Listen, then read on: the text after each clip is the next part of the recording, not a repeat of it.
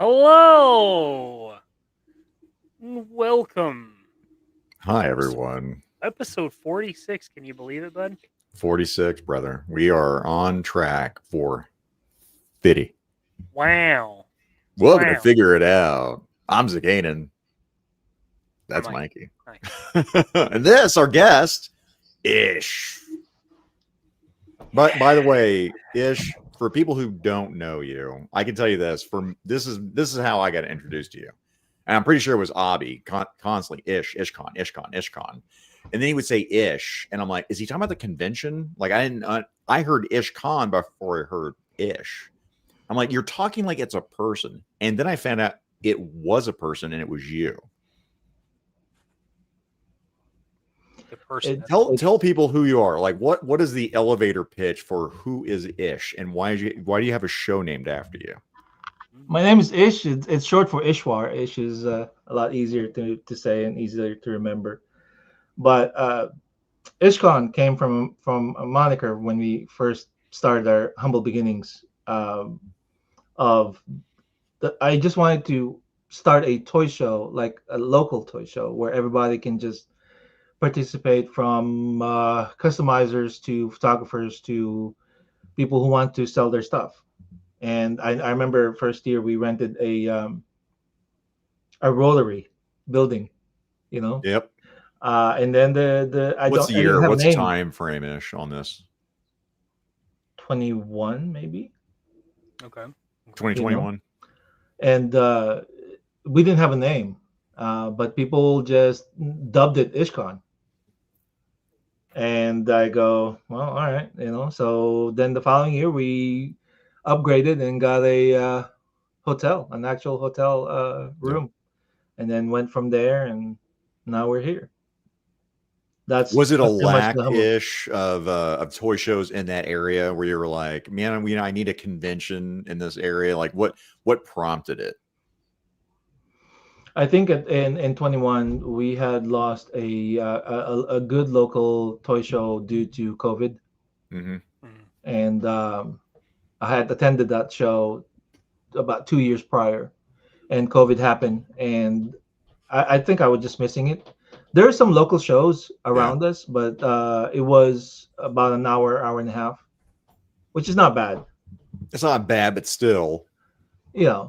And plus, to be honest, I had I had an excess of toys, so you know, like I could sell my toys at said show. Yeah, and they have to buy it because it's my show. It just started as a local toy show, honestly, but other people, wanted to participate and have fun with it, and so we did, and it just went from there. The local people, though, some of it you may know, some of them you may know. They've been awesome from the beginning, and that helped catapult the show to where we are now. Their involvement, their participation, really, to how the show progressed. Without these people, we wouldn't be where we are right now. Sure. So that was amazing. Takes a village. But then another toy show happened. So there was a sort of request of opening a show in Tennessee, and after I talked to some of the toy companies, there was enough interest to go, okay, let's try it. And yes, Tennessee is not that far. Yeah. But East Coast, if you know, is saturated with toy shows. Like, yes. We're full, and I know Tennessee is not that far, but Tennessee then touches Alabama and Georgia and Kentucky. Yep. Right? And so we're kind of reaching a different geography, I guess, for lack of a better saying. And so and the shows, when they did the research, the shows in Nashville are your local shows, like your local vendors on the weekend, on a day. There's no such thing as, Savage Crucible being there, Valaverse being there, that kind of presentation. Sure. And so that prompted like, okay, well, I guess that's something that we can do. And I went there a couple months ago for about 5 days. And I told myself I will drive 45 minutes on the radius of Nashville, Tennessee. The show is 2 miles from the airport. Okay. Oh. Yep. So 45 miles radius. And I kid you not, within the 4 days, I hit about 14 toy stores within that 45-minute range. And I didn't even get to all of them. Wow. There's a lot of toy stores there of all kinds of varieties, without even mentioning Target, GameStop, Walmart, none of those. The Just retail chain stores. Just toy stores. And all of them were most of them were welcoming, and it made it easy to promote the show. Yeah. Where we at. And then from then on, when I came back, it was just a matter of networking. Hey, what can you do? What can you do? What we can do? And then we start getting the proper listings. And now we have a good list of exclusives. And this is Titan Toys Expo. Right, Titan Toy Show, Titan Toy Expo. And we have mystery boxes, we have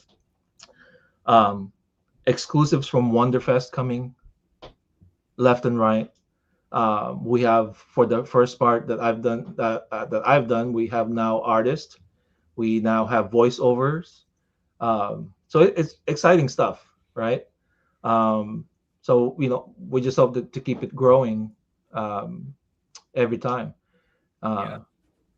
And now there's people in that basically that saw that how IshCon was, and they're like, hey, could you maybe look at bringing that to Tennessee? Is that what happened? Like that local community kind of reached out to you? Something like that, right? And then along the line, while I'm working on that, somebody, some people from Texas, like, hey, we don't have a show like that. Let's work on something, So it's possible, if we can align enough people of interest to have a show in Texas that brings like that. Texas is another state. It's so big, huge, but they have toy shows often. But yes. it's one day, Saturday, done. Saturday, done. Saturday, and Yep. it's all the same local vendors. They have a few big shows, but not enough to cover throughout the year, right? So, and they have DFW, which is Joe focused, right? But aside from that, and a couple other things that are pop culture based, they don't really have. The thing about Dallas Fan Expo, where it's all autographs. I went to that with my wife, and I was like, well, let's look at toys, and I was like, well, it was all about autographs. That's what those fan expos are, which is what the wife and I got to learn. Right, and so it's not everything about one of the reasons I really like, or I focused a lot on IshCon is I like I like how Joe Fest, for example, right? Joe Fest is a good combination of all toys. It's a toy-centric show, and I love that. I think there was 1 or 2 comic vendors, which is essential as well, right? I agree. But it was all toy-centric, and we don't have enough of that. I was really happy about PowerCon that moved to Ohio, which is closer to us, but then sad that it disappeared after 2 years. Yep. That was another toy-centric show that we really like. And so Toylanta is another toy-centric show, right? Yep. So we just need more. I feel we don't have enough toy-centric shows because a lot of shows are becoming more of a pop culture. Like you said, the signatures, the photographs, the linings, but we are also having a flood of anime fans. And so I'm working on structuring that anime, infusing that into our toy-centric, because it's a big part. A lot of youngins are in the cosplay, are in collecting, are watching animes, even older people. And so I want to infuse that with the toy show and get that going. Yeah, because right now it's like an anime specific one. I literally just got an email today on Kansas City, Planet. That's not Planet Comic. It's like Anime Kansas City. They're whatever version up in KC that they've got, like Planet Anime, I want to call it. But yeah, it's like a specific anime show. I think even down here at Wichita, like they've got a anime specific show, which I love anime. I don't want to go to which is great, anime right? specific show. Right, which is great. They have a lot of the anime shows that I go to. They're mostly statues. Yeah, right? And it's not a bad thing. But there's also a lot of toy companies that makes those anime, like SH Figure Arts is one of them, right? yes, And the other one that has a great posing, Kyoto. There's another, and a few others. Revelata, Kyoto. Thank you. Right, that does the anime, and so just incorporating that, and as a matter of fact, I'm trying to see if I can hop into Wonderfest next year. Ooh. So I can make network connections and bring that into here, especially with having 100% tariff imposed on us. Because if you're seeing those shipping in those tariffs, those are murderous. Oh, it's heavy. It's heavy. And for a lot of the toy companies, our favorite toy companies, it's hard for them to carry that 100%. To bring it into here and into us, and so there's some changes. If the tariffs doesn't lower or disappear, there's going to be some major changes. Oh, sure. Because where are you going to get your toys, right? So no, 100%. And I like the idea of what you're talking about is a fusion of them, because I mean, to the anime fans that like statues, that's great. There's a lot of them that don't realize, hey, you have little posable statues that are amazing. So I mean, I think that'd be a good blend. And again, we talk about it all the time. I don't care what you're into. Toy collecting, we need new blood. We need kids. We want to have this keep on going. Like we're in the golden years, but like all the 80s nostalgia. I'm eating it up. I mean, we're on a timetable. We got expiration dates. Now Mikey's going to outlive us, Ish, of course. Allegedly. You got a good chance statistically. Yeah. One of my big shows in Raleigh, where I sell a lot of DBZ, the biggest buyers of those are the people in their 20s, which always surprises me and amazes me at the same time. Yeah. Because like you said, right, fusing of new blood, but if we can keep this 20s going and into the DBZ, that's a start. Yep. And then go from there. Yeah. No, I agree. I know Mikey and I would love, even another Texas show, having something more closer to the Midwest. Because me traveling again, Legion's Con, you're going to Legion's Con, correct? Yes, sir. Yeah. So I'll be able to hang out with you again. But I mean, me going out east has been brutal because everything's been out east. Mikey can't do it. One, it's out east, but two, you've got assembly required the week before or after. Before, right? Is it after? Okay, after Legion's Con. And yeah, going out east, man, where I'd rather be able to drive. Texas, that's drivable. I was looking forward to PowerCon. I was like, oh, Ohio. Well, I can drive Ohio. That's not that big of a deal. Not anymore. So there's not much in the Midwest for me and Mikey. No. Yeah, I've heard that too, and again, it's just we need to tap into locations that are not, it doesn't have a whole lot of shows, because East Coast is really saturated. Yeah, I agree. Yeah, K-pop Demon Hunter. By the way, we're losing Mikey. We've lost Mikey. It's anime. Mikey don't give a shit about anime. Oh, you haven't lost me. That's excessive. That's excessive. Mikey, how would you sum up your feelings of anime in like one? Oh, okay. Like that. I thought gay was going to happen, but no. All right, now Ish, we talked a little pre-show about it came from the collection. Now it's up to you. Do you want to do your surprise? You don't know what the hell's in this box. If you don't, we can move on. It's up to you. I think I kind of know what's in the box, but Gwyneth Paltrow's head. She has a product, the candle that smells like you know her downstairs. I have heard that. Yeah. Yeah. That's not really like almost, the smell I want an entire room to smell like. she almost got sued for that. I thought about suing her. I'm gonna sue you for being stupid. Also, I'm smell blind, so I feel like she was personally attacking the people that are disabled, like myself. All 12 of you. Oh, like, it's grown up to 12. Okay. So I did a trade in. Okay. And now we're not going to demonetize Mikey, right? We're good. Okay. So. Oh, cool. It's the Legion, Legacies. Auto. Steven Seagal got a hold of him. His neck's broken. Yeah. Go take it out. And then let's see.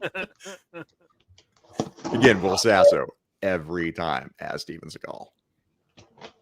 And then I had another trade from another member of Cabal, a good friend of ours, Terrence St. John. I think I know how to get in the Cabal. I think I have to challenge 78 points and beat him in a fight.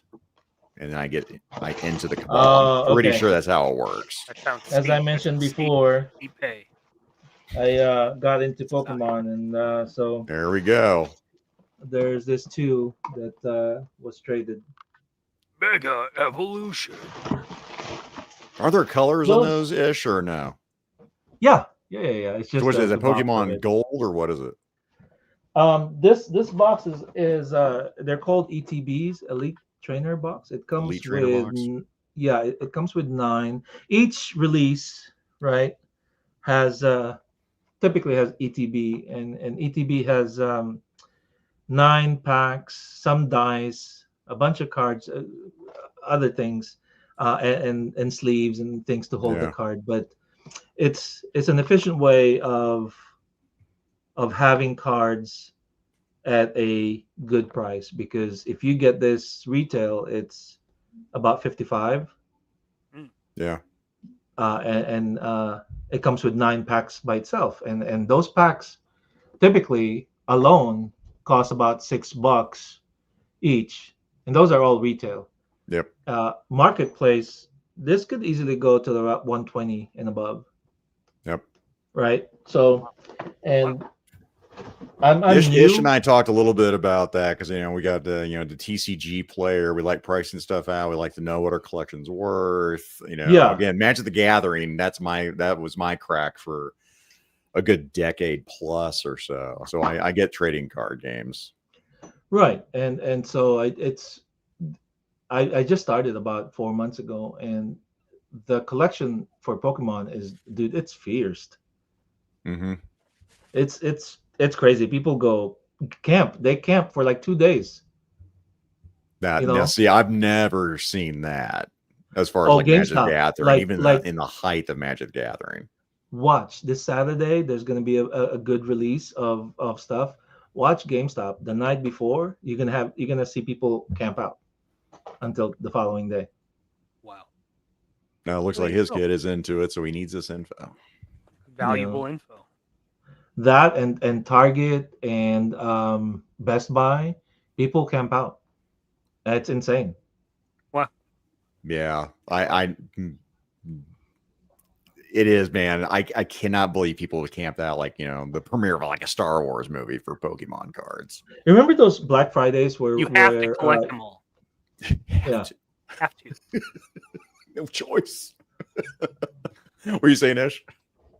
No, I remember those Black Fridays where once upon a time, I don't know if you've ever done it. I did it once or twice where I would sit outside waiting for the favorite store that I want to go because I want to get a TV from electronics store, right? I never did it. I worked at the electronics store. I worked at Best Buy during Friday. Yeah. Oh yeah, no, I bought all my shit. Like now, back when I was doing it, back in my day, it was 5% over cost at Best Buy. So I didn't give a shit about Black Friday. I got amazing deals right off the bat. Right. Yeah. And also how I met my wife that I love. She was best Black Friday deal he ever had. Best one. Only took me 12 years to get her. He loves his wife. Bingo card. Yeah, we used to do that. That was like it was a family event ish. Like 10 of us would like squad up, Yeah. split the map, and we went after it like fucking Yeah. militaristically tacticians. Yeah. Yeah, you lock in. You know where it is. You scope it the day before, and the I following day, stabbed people. I'm not proud of it, but it happened. I was a kid. I was, Aunt Cindy gave me a little like thumb-sized shiv, and she's like, "If they take it, you got to put this in their ribs." And I said, "Okay, Aunt Cindy." Yes, ma'am. Sorry, Mom, you're hearing about this now, but that's the way it was. Just give a little, like 13 or 14 little quick stabs, just like a sewing needle. Yeah, it wasn't like enough to pierce like the lung or something. It was just gonna get him to stop doing, allegedly Minecraft. Minecraft. So This Magic the Gathering, right? And again, I'm new. Is it equally as good as, say, Pokemon, or is it completely different? So it's different. Again, one of my brothers, brothers in life here, one of my best friends, nationally ranked player. He's equated it to chess and a combination of chess and poker. Damn. Yeah.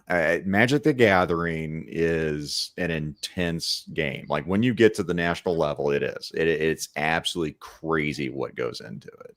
And there's a luck factor. You might get screwed on your draw, but again, there's so much math you put into it to get your deck tuned exactly how you need, to where these guys at those levels know if they're going to win or lose based on the hand that they draw. They're like, okay, yep, I got it. I won or I've lost. Not even I've got a chance. It's like it's binary. Jesus. But you get into you're playing it. That's the top level there. So I'm always going to say Magic the Gathering is way better than Pokemon. And I've never played Pokemon, but I've known enough about it. And Yu-Gi-Oh too. Like back in the day, I loved watching Yu-Gi-Oh with my wife all the time. I loved the cartoon. Just didn't get into the game. The whole "you fell for my trap card." But anyhow, that said, Mikey, do you have anything you want to do for Mickey in the collection? I added to the collection today. Target was good to me today as well. Oh yeah, Mikey would hit in those streets, sending those texts out, going, "Hey, you want this?" I did hit the streets. I got a Banshee on clearance, so I don't have to worry about that. But good Banshee. Yeah, he's good. He's good. He'll go with my annual size X-Men display when I get that finished up.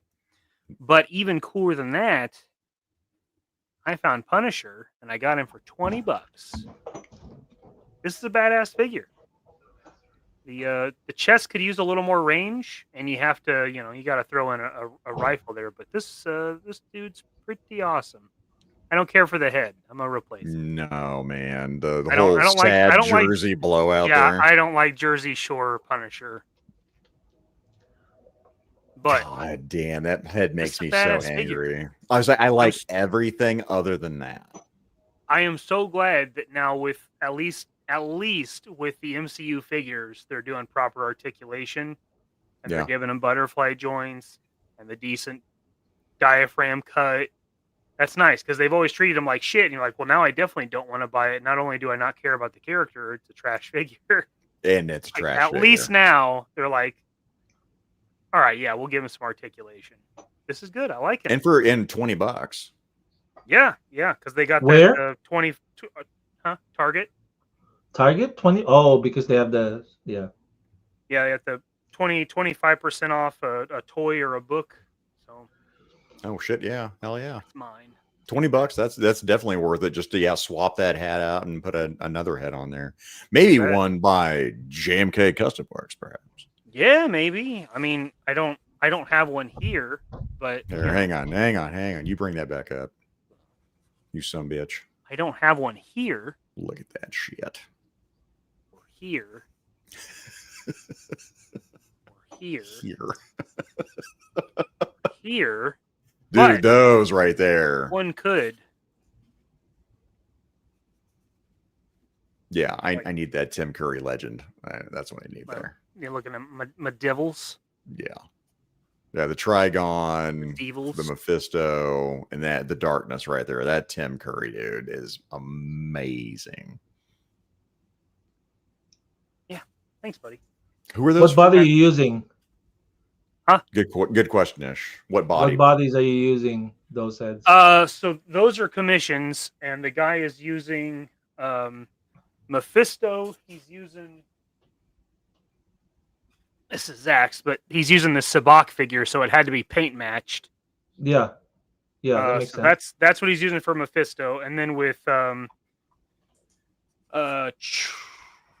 Darkness, he is using the first Diamond Select Red Hulk, and then Trigon, he's using the most recent Diamond Select Red Hulk. That's too muscular for me, but I could see why he would do it that way. Huge. I thought this would be better for Trigon. Yeah, I do like for Darkness. I kind of like the giant. Can you put Trigon on that body just to see scale wise? Yeah, so I want to say, yeah, we looked at it, and I like it.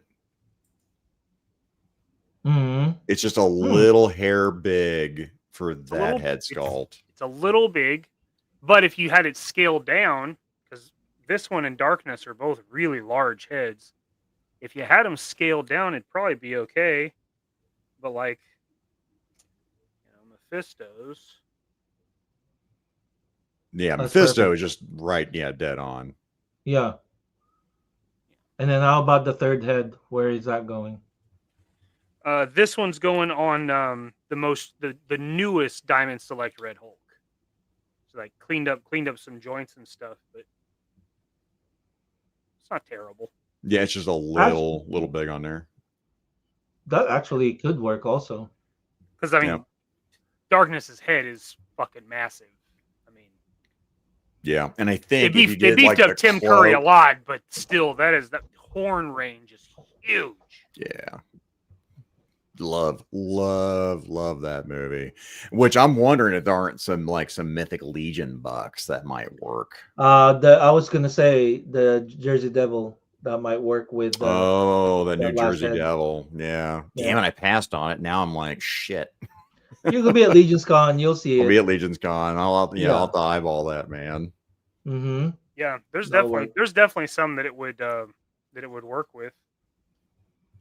For sure. Yeah, that Darkness one is so good. I don't want to get sad, but I watched the whole panel. They were doing like a Rocky Horror kind of anniversary or something, man. And just to see Tim Curry wheelchair bound after the stroke, and his eyes going one way, and he's got the stroke face. It's like, son of a bitch, man. Fucking sucks, dude. God, I don't want to get sad, but that fucking sucks. None of us get out of this game alive, man. None of us do. It's true. Big head equals big hat. That's true. That's Thank you, that's fact. Appreciate that, man. All right. I'm not doing nothing for Mick Kane from the collection. I ain't doing nothing. We're going to get into this. I think Robert said it earlier here. Very, very, it's depressing. I like this. This is Mikey's idea. And yeah, here we go. Well, this is a depressing topic. I'm going to say morbid, but not necessarily depressing. I don't think it's depressing. Well, Mikey, talk about you're going to talk about the inspiration for this. Oh yeah, I mean the idea. I mean, I was pitching ideas to Ish, and I said, what if we could do something with food? And he was like, yeah, let's do that. So then we're doing it in October, and Zach and I had discussed trying to make everything either, it's not really scary, but a Halloween theme, something, And so I was like, oh, I have watched this show by Mythical Kitchen that was Last Meals, where he gets a celebrity and they tell them what their last meal was. He cooks it, even if it's from like a restaurant or something. He still cooks it and stuff. And then they discuss, the morbid topic of life and death. And it's a great show. It's a good YouTube channel. But so I thought we could do something like that where they usually they have like 2 or 3 entrees and 4-course meal. It's pretty extensive. I mean, so I thought for us, we could do an appetizer, an entree, pick your 2 sides, a dessert, and then a beverage. So that is what we're doing. And then maybe if this grows into we try the whole 4-course thing, maybe we'll use this as our test run. Ish is our guinea pig. I love it, man. And I'll tell you what, we can even talk about it afterwards, but I enjoyed actually it was harder for me. Instead when we're doing, I was like, okay, 4 courses. I'm planning all this shit out. I'm watching the show and we're like, okay, 1 meal. Doing the 1 meal for me was harder than the 4 courses. Sure. If that makes sense. I don't know. Ish, did you kind of have that when you're going through your list? No, it was just a matter of picking from which cuisine because there's so many good ones. Yeah, definitely. And so in the end, I just opted for something simple and something that everyone, for the most part, has had experience of tasting or trying. Yeah. So that people they can relate if it was their last meal. Yep. Let's do it. Ish, what is your first one? We're leading in with the appetizer, correct, Mikey? Yeah. What's your app? What's your app? I'll go for calamari any day.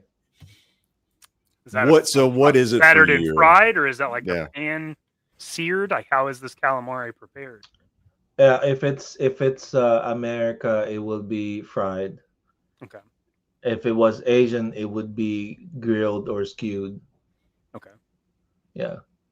But fried for you for your Last Supper? Yeah. Why not? So if you got to pick one, right? Yeah, it's as good as any. Okay. Okay. Man, for your last meal, like appetizer, whatever. I mean, if we're just talking about food, yeah, but if we're talking about other things, for the last thing, I'd probably choose the latter. If you know what I mean. Well, I mean, for me, it's like not the most important, right? For me, historically, for appetizers, I don't want to eat a whole lot of appetizers because over my years, I've learned, well, I don't want to stuff myself before the main course, and then I don't finish the entree. I don't know where you're at with that, with Mikey, with entree, or sorry, with appetizers. That relates to life in general as well because of how you approach that. You would be one of those people that would savor bigger things later on, whereas there are people who just wants to enjoy what it is now and damn later, right? Yeah, I can see that. So again, that applies to real life too. How you would. Some people, I've seen people save a specific part of their dish for later, just because they want to enjoy it at the end. Sure. Yep. No, 100%. And that's completely fine. It's how they would enjoy. It's their food. It's how they attack it, and that's completely fine. That's interesting. I never thought about like watching someone how they eat a meal and then apply that. Like, how do they act in real life? And then trying to apply that, like, see if those mannerisms or those traits carry through. Yeah, we're getting philosophical. That's what I'm saying. I mean, it's the last meal, right? Topic. It's the beautiful. It's the last thing, meal, right? You do get a little introspective about it. It probably does tell you something about the person. I bet you it does. And if it was Freud, I'm sure it's something about somebody's mom. Yeah. So I'm really not an appetizer guy. Like if we go out, I'm usually not worried about appetizer because I'm looking straight at entrees. Unless it's Mexican, and then there's always has to be some queso. Like that's chips, salsa, queso. That's the one thing that no matter what you're getting that, or if you're at a place that has any kind of bread. I don't know. Zakainen, what's your appetizer? Well, funny you should ask, Mikey. And Dan, you don't want 2 baskets of bread? If it's my Last Supper. Now, initially, what I did is I was like, oh, I love mozzarella sticks. Mozzarella sticks are good. There's a solid one for me. I enjoy them all the time. And I'm like, I'm going to get fancy because it's Last Supper. I want to have bacon wrapped mozzarella sticks. I personally have never had them. But if someone said, hey, it's your Last Supper, I'm like, you know what? I'm going to try them. And then I changed it. And I got rid of that bullshit. because my buddy, as this list was going on, he's like, "What about those rolls?" I'm like, "Oh, like the rolls at Texas Roadhouse, and they've got the honey butter, and there's like the little pinch of cinnamon in there." Yeah, I made myself forget about them because when I go out to dinner again, I don't want to fill up, and then because I've been on keto and carnivore, for so long, now we go out to dinner. On top of not filling up, I don't want any of that. Last Supper, I am going to fuck those rolls up, man. Like there is no tomorrow. Man, they're hot when they're served to you right there at your table. Yeah, buddy. So yes. That's pretty good. Mikey, where are you at? What's your app? Is there an app for that? There is definitely an app for that. And my app comes from Coyote's Adobe Cafe in Springfield, Missouri. Bing. Twice fried Cajun wings. Ooh, twice fried. All flats with blue cheese and celery. I need this. Honestly, if this is all I got to have for my last meal, I'd go down happy. This is one of my favorite things to eat ever. In fact, my mouth is watering just looking at this picture. Guys, I don't know what you did tonight. This is what I did. I made sure I loaded up.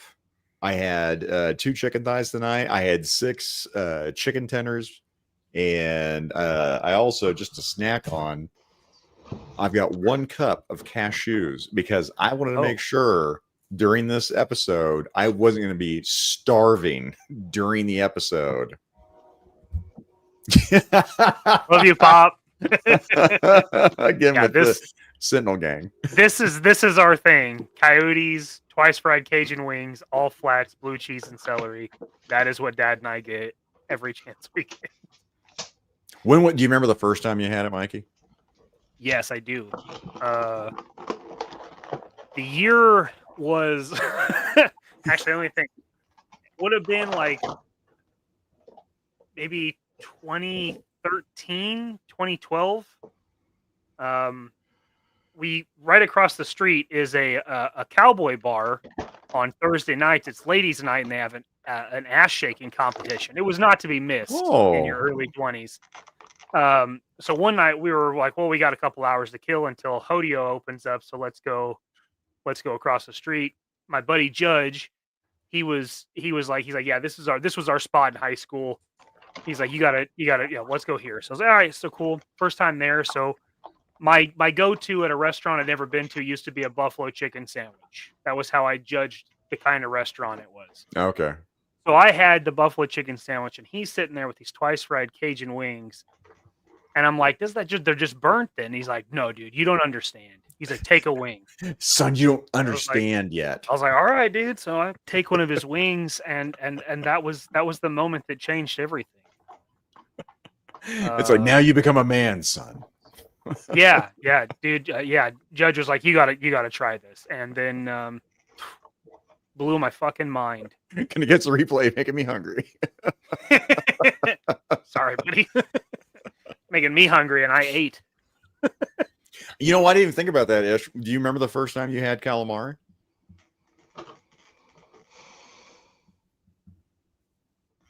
It's like stuff I really think about, like for as like appetizers go. I mean, again, in Philippines, we didn't have it fried; we had it grilled. Yeah. And so, I probably had it as young as 11 or 12. I think my uncle made me try calamari, and I think I was maybe 8 or 9. I remember that. And my God, man, that texture, not grilled, right? Yeah, sorry. No, grilled. It wasn't fried. So grilled, for me, the texture, it was kind of like a chewier onion ring, if I was going to like try to equate a texture to it for me. It wasn't disgusting. I just didn't like it. If it was done right, it wouldn't be chewy. Okay. Now, fried calamari, I do like. Fried calamari to me is kind of like an onion ring. Right. So with the grill, if it was done right, it wouldn't be chewy. And typically with the grilled calamari, you would squeeze it with lemon. Lemon on that. Yeah. But lemon always again, goes on seafood for me. That's like a hand in hand thing. Each country has their own delicacies and stuff and sauces and stuff, and so what works in Philippines doesn't necessarily always work here, and sure. vice versa. Mm-hmm. Well, speaking of what stuff actually works here, yo, Joe Jerk. What's up, buddy? Jerk? And Sneaky. I'm a Sneaky in here. What's up, Sneaky? Love squid. I mean, my God, my Uncle Pat fucking loved him some squid, man. Loved it. Yeah. I think I've only had it fried, but I've only had good calamari one time. I've probably eaten it maybe 5 times in my life. But calamari is one of those things that I've never found a good place in the center of the country.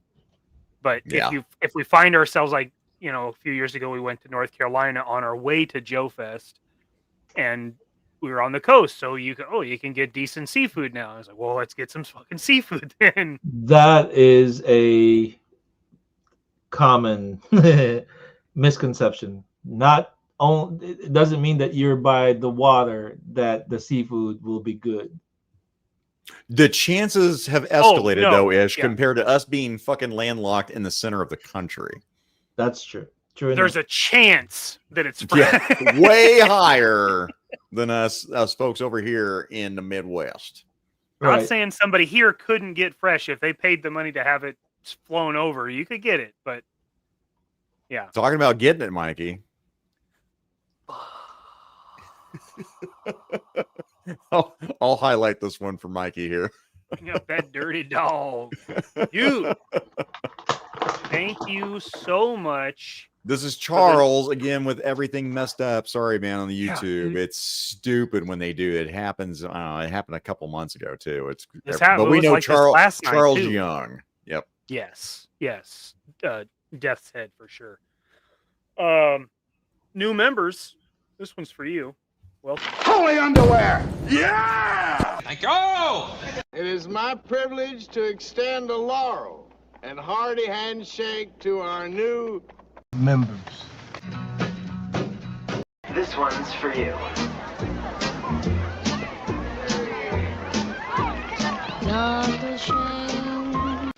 Thank you very much. Thank you very much. Charles, man, shout out. And who got those? Super K, Joe, Real American Hero, Lunchbox Killer, K-Mac, and a fucking legend, War Chest Full of Toys. Ooh, man, I don't know. I feel like you guys deserve a little something extra. Maybe some Mr. Leahy. I say get in the wheelbarrow and bring the records. Okay, are you all right? I thought it was going to be Eat Your Butt. I really thought it was going to be that one. No. Well, that's right under this one. I mean, it's real close. Real Sophie's choice. Charles, thank you again. Oh man. Well, here now. Okay, let's just get into our first side of the night. Ish. What is your first side? Side. What is the side? Side dish. I know. I've got your list pulled up. I know what it is. Oh, are you talking about like salad or soup or something like that? Exactly. So you got your entree, your main dish, right? But then your 2 sides that go along with that. You go to that restaurant, they're like, "Hey, you have 2 free sides. What would you like?" I thought for the most part, those sides to me is what comes with your entree. Yeah. But correct. Yeah. But not the entree itself. So yeah, yes, you kind of went like a proper meal. The chef dictates what comes with it, and you pick some nice stuff. Sure. Yeah, obviously I like green beans. I do. If a place have a decent Cobb salad, I'd go for that, or I like you got 2 coming up, so you better save one, buddy. Or clam chowder. Or we can do both our sides now if you want to do it that way. That's fine. Yeah, we can do both. Sorry. We can do both. Yeah, no, that's what I'm saying. We can just do both right now. Again, we're doing this a trial run. Shout out to Abby, by the way, man. I love green beans, so yeah, I'm good with It's actually 5 appetizers and 3 full. Hey, listen, pal. We said the rules earlier. Okay. We have to make it our own. We can't just copy their homework. We can actually. No, he says that because he's I didn't see his suspenders on. Look at that. Like, yeah. I told you I'd match your ass. Holy shit. Ish is like the side chick. What? I don't have suspenders. Hey, listen, man. Are you dressed up? You wore the Peaky Blinders cap. Hell yeah. Pea coat? Are you wearing a Is it shape? See, now listen, you can pull it off, Ish. I put that on my head. I look like a penis. I think that you always kind it's just the way it is. I think it'll look good on you. You know, having. I will tell you now, Ish. When I wore this on a live show, chat, I'm going to say disagrees with you. The majority of chat disagreed with you and ripped into me, which I was prepared for because I knew what I looked like, so I was good with it. Yeah. No, thanks, Abby. Abby. This man, I couldn't stay up. I don't know who won on Kaiju Daddy on who stayed up later. I just assumed Kaiju Daddy did. They were trying to get the collector to 500 subs, which they did. And Abby was giving away stuff because it's Abby. That's what he does. It's kind of his thing. Also, make sure, guys, to sub over to Abby. They're on the road to 2,500. Is it 2,500, Abby, or is it 2? 2,500. Okay. 2,500. 2,500. 100. Why is Mikey not wearing shades? Well, he has glasses on.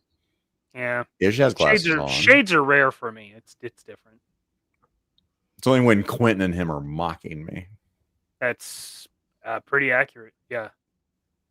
Aha! I was right. Ish 2,000.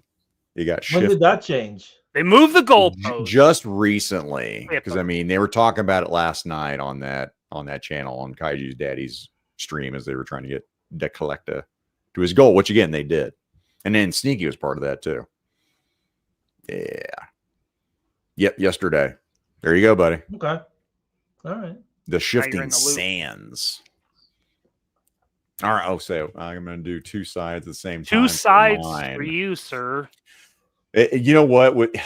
It's easier when you're on a diet. Now, this is Last Supper. When I'm on a diet, I'm like, oh, hey, just give me the salad. Give me it twice. And it took me years at a restaurant for them to put it in one bowl versus give me 2 bowls. And it would drive me nuts.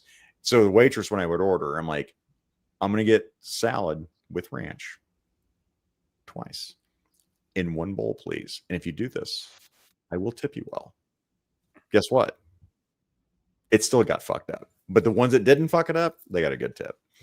But yeah, for me, the easiest one for me is not just a garden salad with ranch, preferably made there at the restaurant.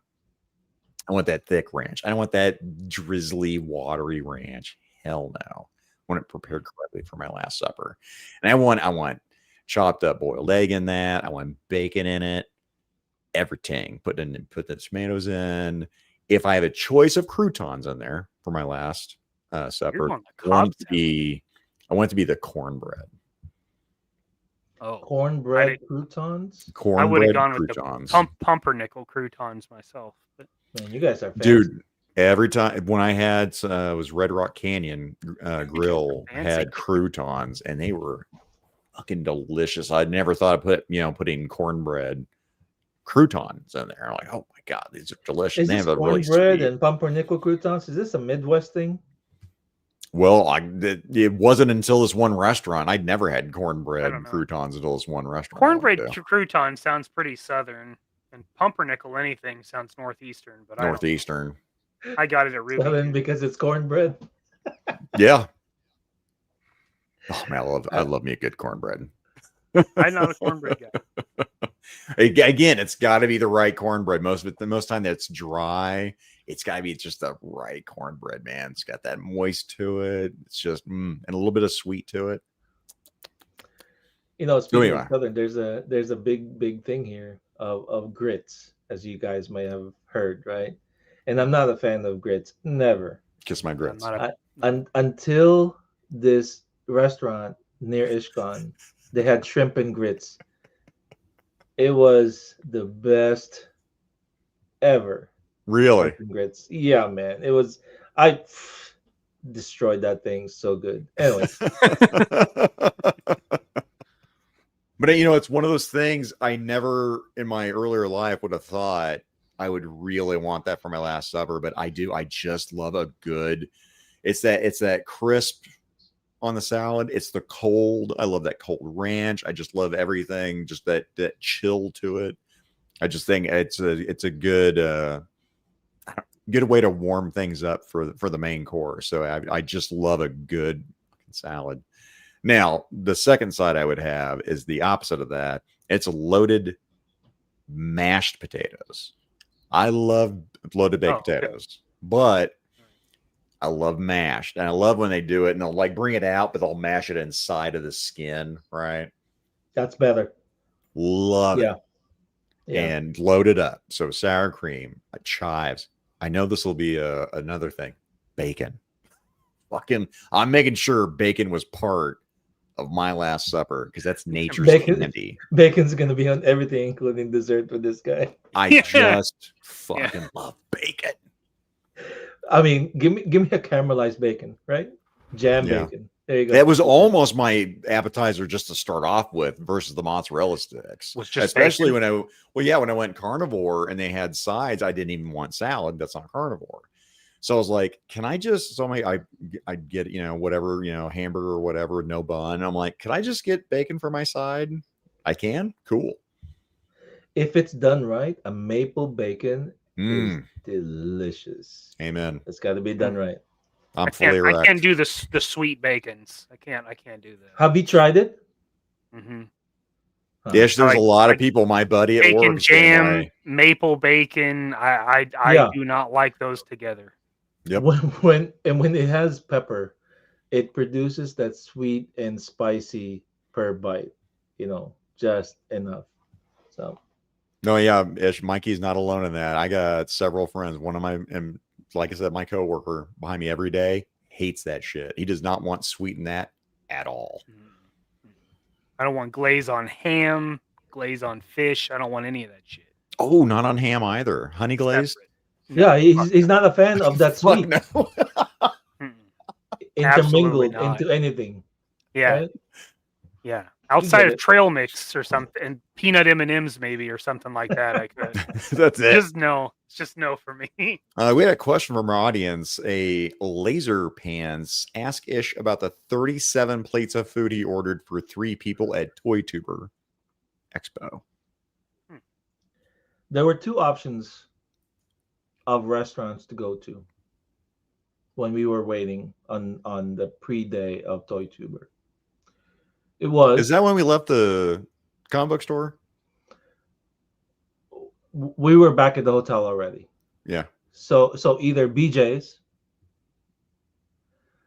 or a Filipino joint. Well, I can always go for a BJ. I like BJ's just like everyone else. With jam or anything sweet, doesn't matter. Sure, really church it up. Damn. Church it up. But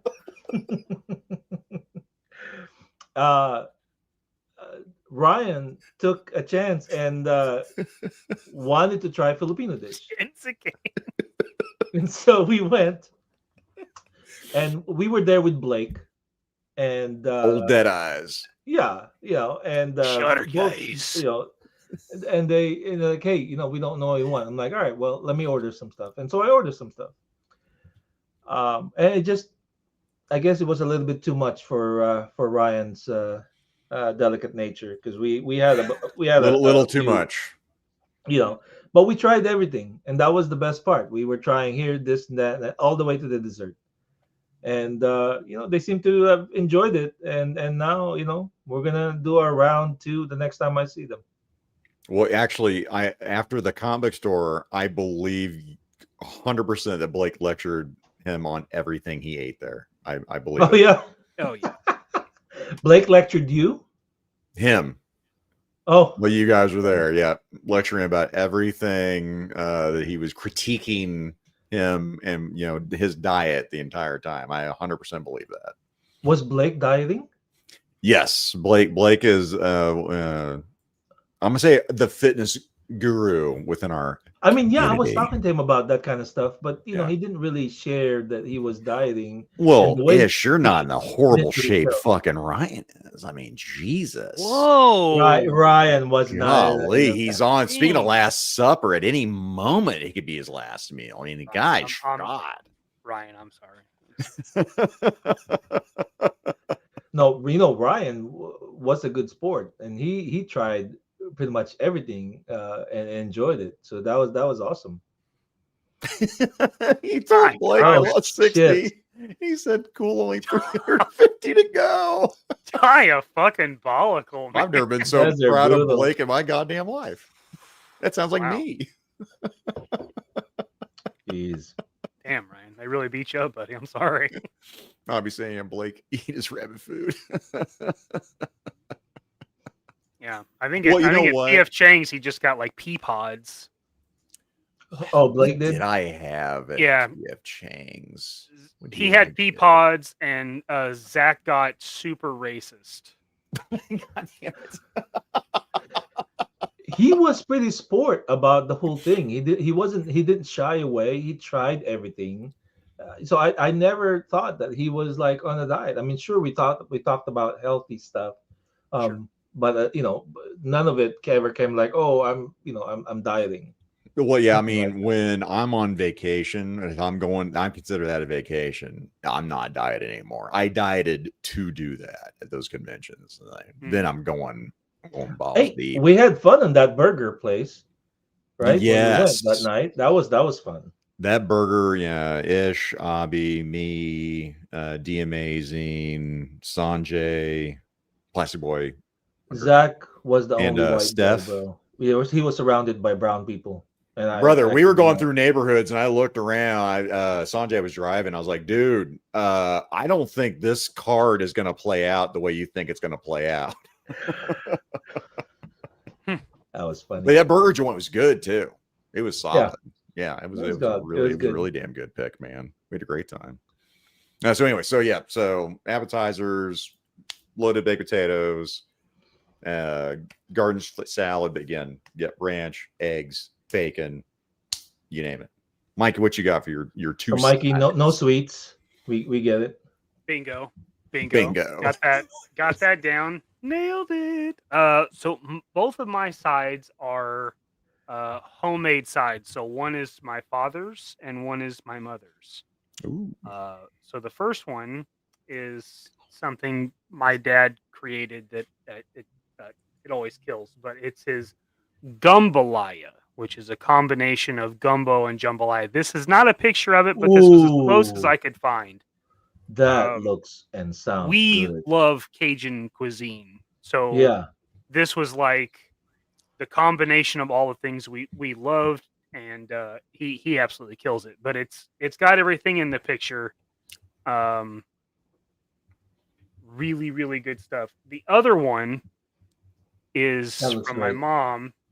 My mom, back in the day before she cared about her weight, and she cares very much so now. Oh my God, Ryan, it's so good. Yeah, for sure. She used to make homemade mashed potatoes. This was usually Thanksgiving and Christmas and Easter. Super, super creamy mashed potatoes. And then she would make homemade noodles that we would do like almost a chicken and dumplings, but chicken and noodles, and would pour it over like gravy. Ooh. It looked something like this.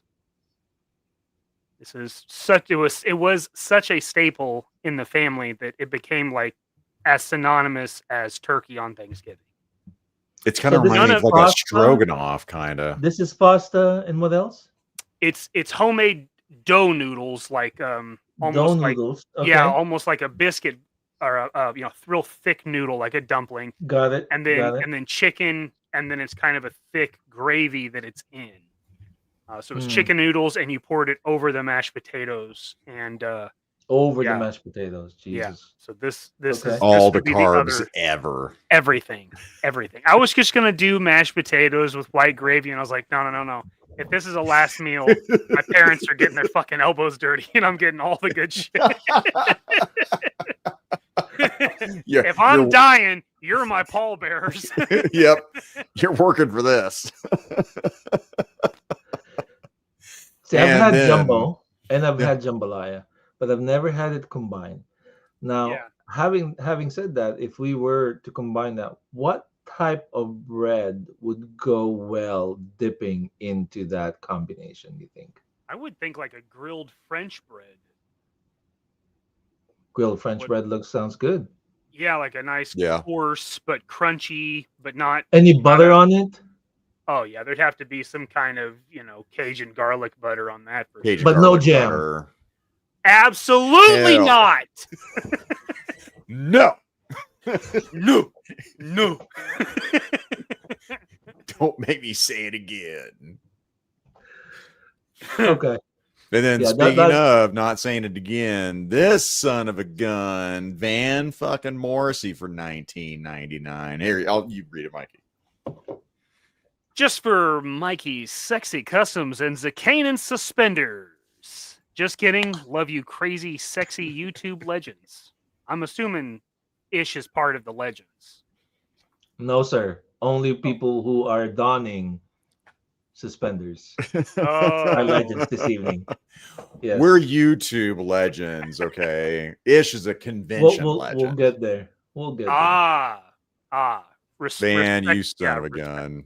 And by the way, I can't say it enough here. Van Morrissey's collection, guys. If you need to check him out, he did his own cabinetry. He's putting his collection up into his cabinets. He's got the lighting going. It is stellar.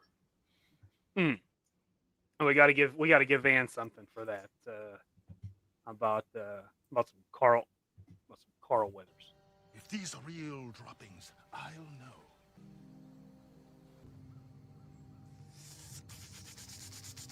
Ladies and gentlemen, this is genuine Sasquatch feces. Congratulations, you have a find. Thanks, man. Mama Kukovich misses those potatoes and noodles. Yeah, so does the rest of the family, lady. we haven't had those noodles since Bush was in office. Hint. Now who makes the noodles? She used to make them. She used to roll them out on the counter and everything. Those were good. Then we went to frozen noodles, and it was okay, but not the same. Never the same. Nah, it's never the same. Had no love. No love. I gotta have the love. Solid picks, man. Those are good. Yeah, I agree. Ish. I gotta try that jambalaya and gumbo mix. God, it's so good. I would definitely try that. But being a Filipino, I would probably put rice in there instead. Oh, there's rice in there. There's already rice. That was just the closest picture he could find. That picture did not do it justice, but there's definitely got it. All right. Love you, Mom. All right, Ish, for your entree, your last supper. What are you diving into? Just a regular ribeye, medium rare. Classic. Some button mushrooms, grilled asparagus, and not blue crown, but what's the other cheese? Gorgonzola cheese on top, right? And a balsamic glaze, a little bit of balsamic glaze, drizzled over, and that's like how he says a basic ribeye. Well, the ribeye itself is basic. It's the accoutrement that kind of kick it up a notch. It's the prep. Yeah. It's what goes, because it's hard to mess up a ribeye, man. Ribeye is just all flavor, Yeah. Unless you burn it, you're pretty good. It's what accompanies that dish, that meat. And then medium rare, right? Absolutely. Yep. Absolutely. For a ribeye, got to. Yeah. You know. We'll have a story. In fact, we'll just jump into mine because mine is easy. It's a bone-in ribeye. Oh, and it's got to be bone-in. Now, I mean, again, a ribeye is okay without the bone. I didn't ask. Was it bone-in ribeye for you?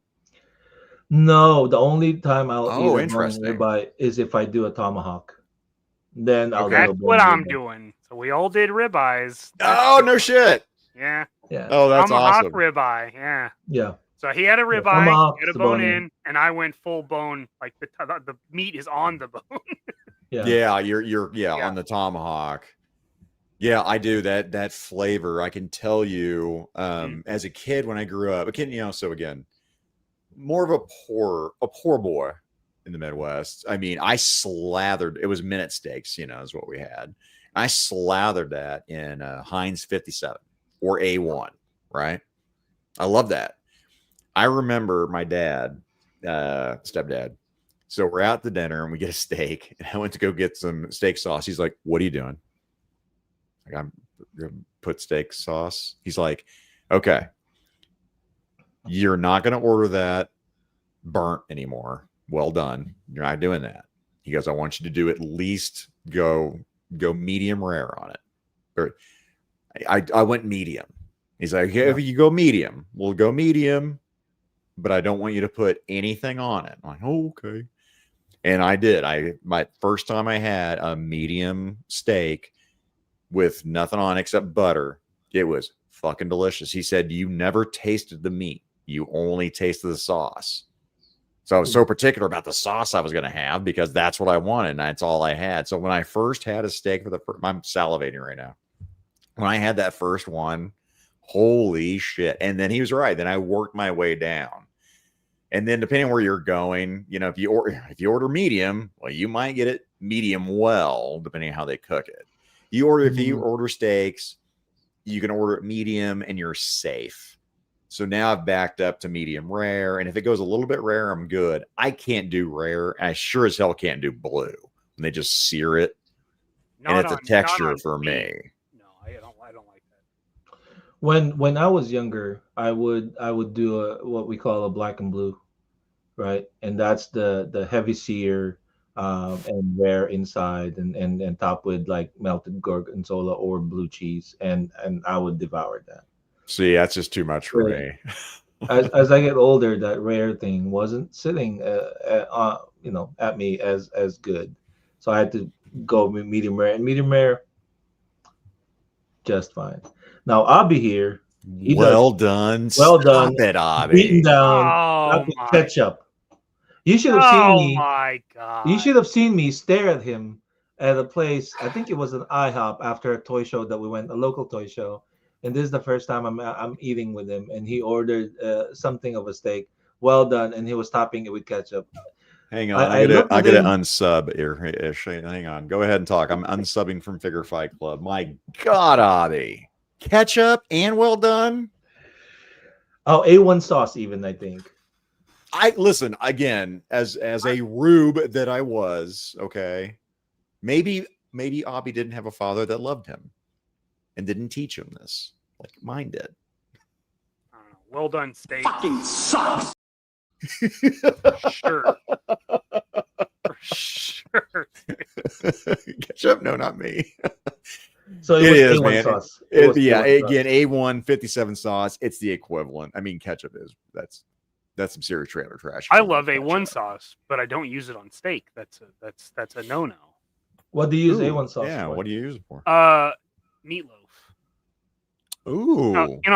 Most people use like ketchup on meatloaf. I think that's fucking disgusting. I gotta try that. I've never tried. So I'll mix it with a instant stuffing mix instead of using breadcrumbs and stuff. Yeah. And then I at the end, I don't bake it, but at the end I top it with A1 sauce. That's how I make meatloaf. That's fair, Robbie. You're culturally there. Yeah. It should have been a no ketchup zone. But yeah, ketchup on meatloaf, I'd agree, is effing disgusting. But I never thought, because of that, I'd try some A1 on it. Ketchup is a garbage condiment. It's mostly corn syrup, and that doesn't belong on meat. American. I agree. I don't like that much on my burgers, but I want a touch of ketchup on my burgers. I put ketchup when I have eggs and corned beef hash. Whoa! Yeah. Really? Yeah. Eggs and ketchup are good. Can I unsub to Ish too? I don't even know. No, you can't. He's our guest. You have to wait till we're off. Oh my goodness, ketchup and egg. My brother did that, by the way, Ish. He loved doing that. I cannot stand ketchup. I did when I was a kid. I loved that. Tabasco. It took me 3 months ago. I can't remember what it was. It was actually at one of the conventions that I was at. I can't remember if it was Terrificon or ZoloCon. And I was at the airport, and I'm like, she's like, "Do you want Tabasco with your eggs?" I'm like, you know what? Fuck it. Yeah, I'll try that. And I was okay with it. Not that I want to repeat it ever, but I was like, no, I like other hot sauces, but Tabasco's a no. Oh, Tabasco for you? No. Yeah. No, if they got like Louisiana or Texas Pete, all right, I'll do it. Louisiana. I like Cholula. I like Tapatio. Like that. What do you like? It's okay. Yeah. I like Tapatio. That's Tapatio. good. I can dig it. Are you guys just making up words? Because I'll believe you. Tapatio? No, I think Mexicans made that one up. I mean, in front of Tapatio is a Mexican guy with a sombrero. So yeah, they branded it. I didn't do it. Tapatio, Tajín, Juaritos. Yeah, I'm all good with that. No, my default, of course, is ranch because that's my blood type is ranch. Yeah, honey mustard's always safe for me. If I get chicken tenders, chicken nuggies, and I'm like, and it's either going to be ranch or honey mustard. Barbecue, not often for me. I like barbecue. It's just not corned beef and eggs is a staple. You were sneaky. I would add that with if the place serve country fried steak, I would join it with the corned beef hash and eggs. I got no problem with corned beef hash and eggs. That's delicious. I love that. You want to talk about chicken fried steak? Mike, that used to be my go-to when I went to a restaurant. Is I always judge them by their chicken fried steak. I got it everywhere I went, and then I think maybe it was like my early 30s. Maybe I just stopped, and I think it was also because of disappointment. I was like, you know what? No one does a really good chicken fried steak. Say that is something that's easy to fuck up. Real easy to fuck up. Dry, and they hammer it. Yeah, that's a challenge. Now here in the Midwest, an easier thing to judge by would probably be a pork tenderloin. Yeah, like everywhere around here does a pork tenderloin. Yeah. What is a dish that you guys can almost cook with your eyes closed? Toast. Chili for sure. I don't cook. I fuck up everything I touch. I cook essentially by smell. I don't measure anything. Oh wow. Yeah. I only started doing that once I learned that Zach can't smell, so I could rub it in his face that's how I cook. Right in my nose. He rubs my nose in it and I rub his nose in it. He can't fucking smell it, so it doesn't matter. He's always like, he thrusts his fingers on my nose. He's like, do you think I stuck these in my butt? Because you don't know. This is Skippy. Give him the Skippy fingers. Yeah. Now I had a hard time tonight because I was trying to choose the entree, and one of my favorite things to eat is tuna steak. And I was like, man, do I go tuna steak? And I'm like, I don't think so, man. If I've got last meal, I think it's gonna be a ribeye. I probably eat more tuna steaks than I do beef, I would say. I mean, especially now since the prices are pretty much the same. How do you cook them? Yeah. How do you prepare them?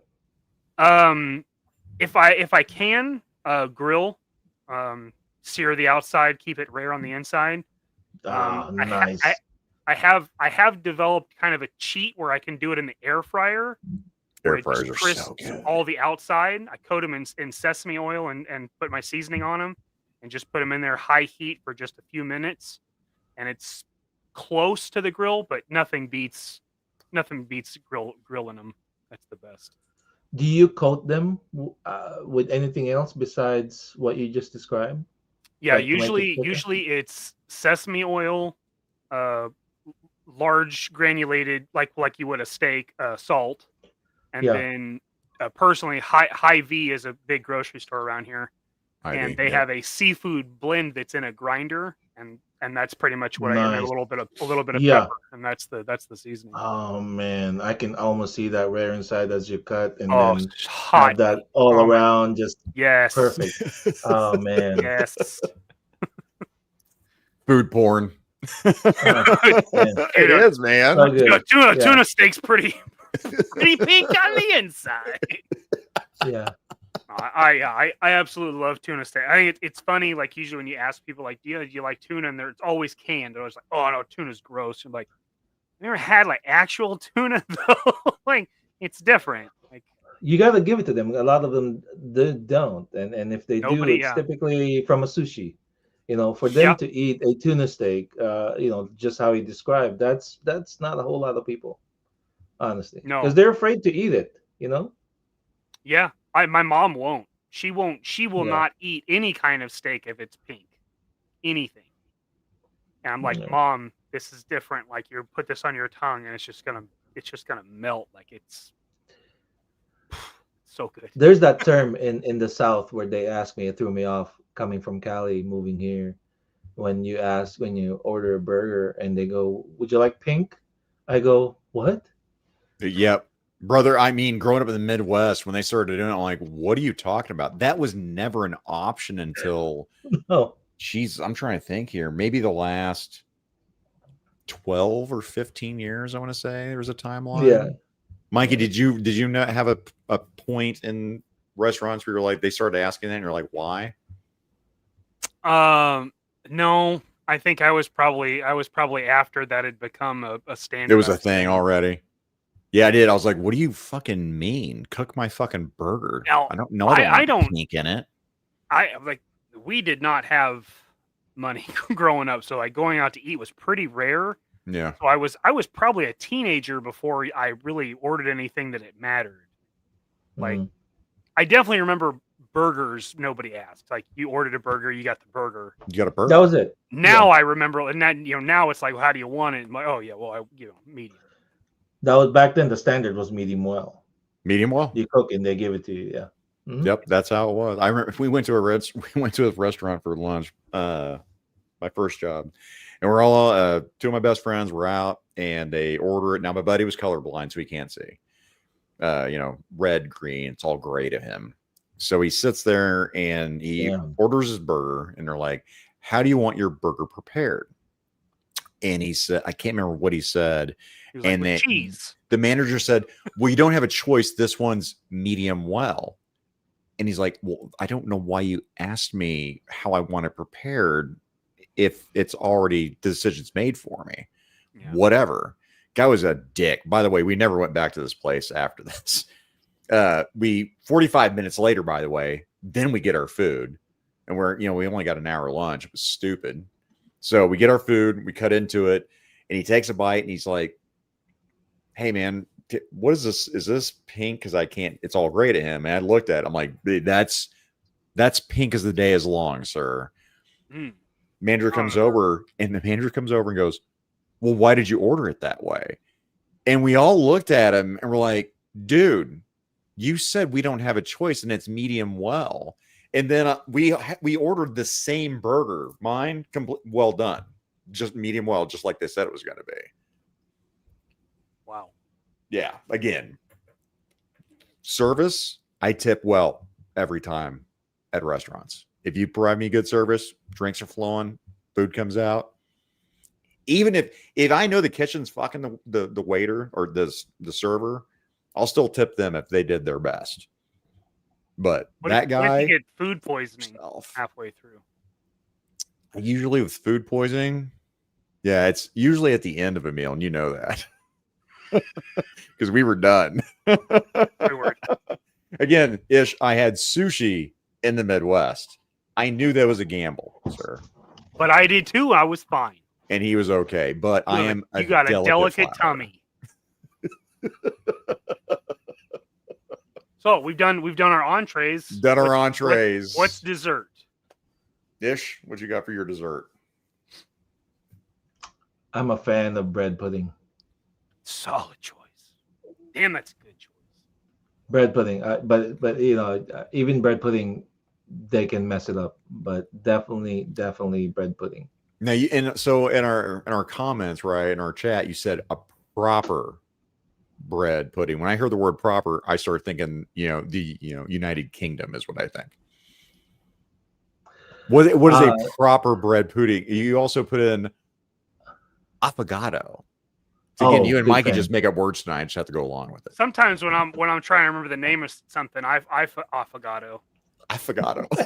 Mama, affogato. Affogato. The bread pudding has to be moist inside, but not too moist, right? Yeah, but outside it has to be crispy if they can do it, right?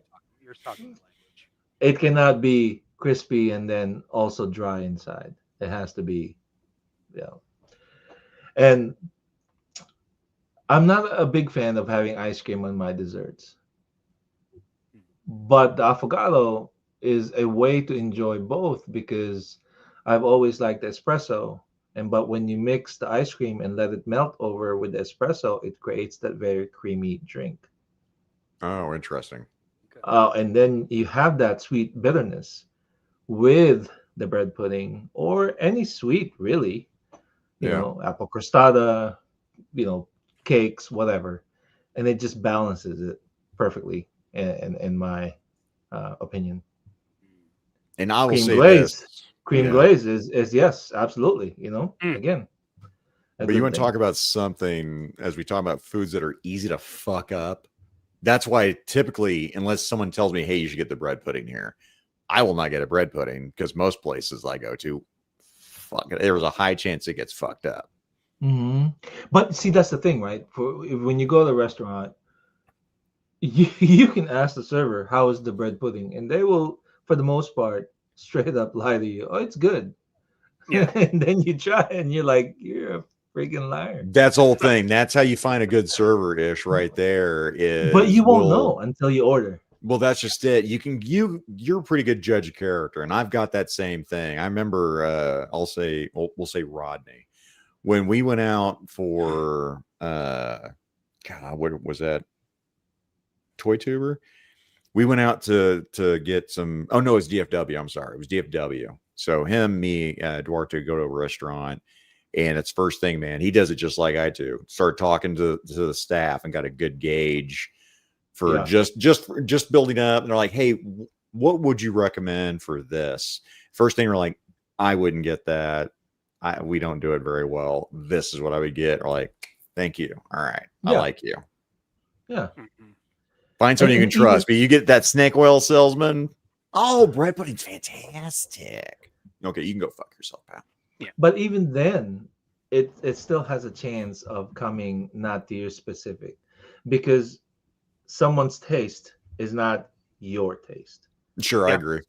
Yep. And so what's good to them, in North Carolina, I've learned early on that people are very gracious with their stars when they rate restaurants. And so I stopped believing their ratings, and instead I would gauge the picture. And then after the picture, I would go to the place and try it myself. Only then will I go, okay, right? Yeah, I'm with you. See, I'm a big fan of bread pudding, and most of the time, even if it's not like the way I like it, I still love it. But for the most part, it's not. Yeah, the best to me is still the way my great grandma used to make it. Like, how's with, that?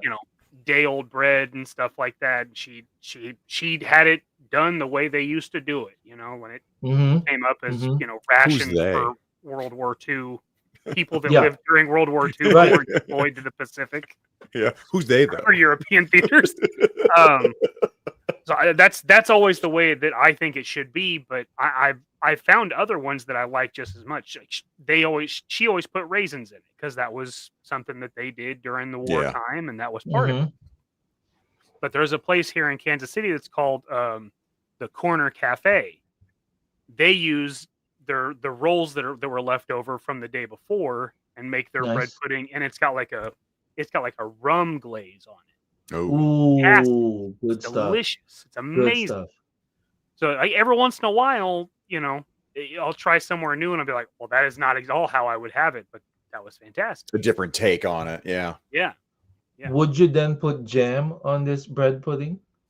No, I would not put jam on bread pudding. Copy. I'll have jam. I like jam. Okay? But so far, Ish, you were striking the fuck out on what you would put jam on. Yeah. You got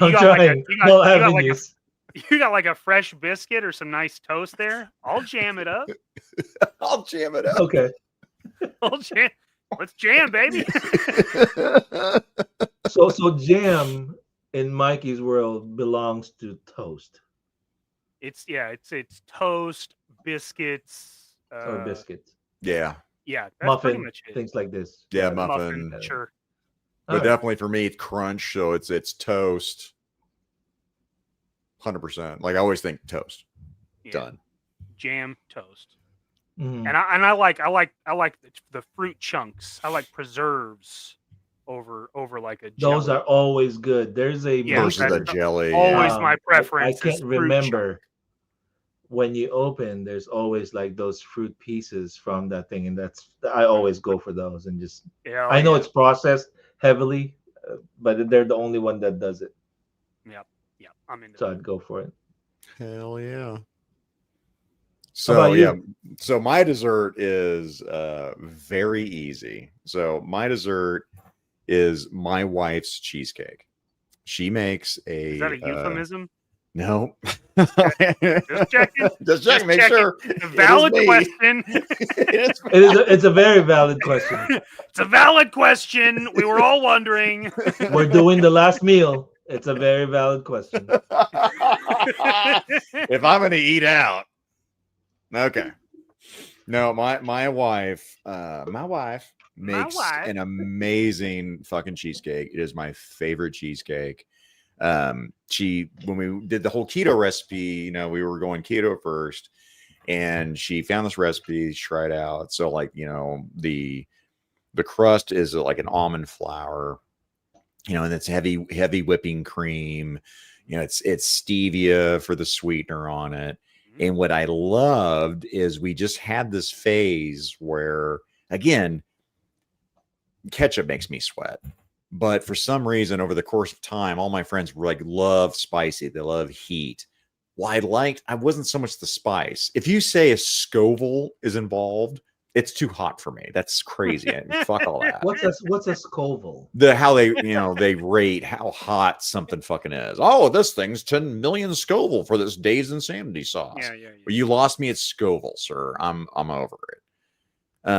But I like a little heat. So what she would do is she'd put just a little bit of paprika into it.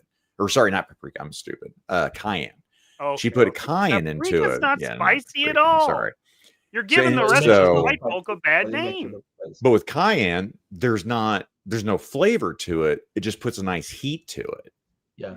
So you should put just enough. I'd sit there, have a few bites, and oh man, it's so good, and just get a little sweat going. I don't know why.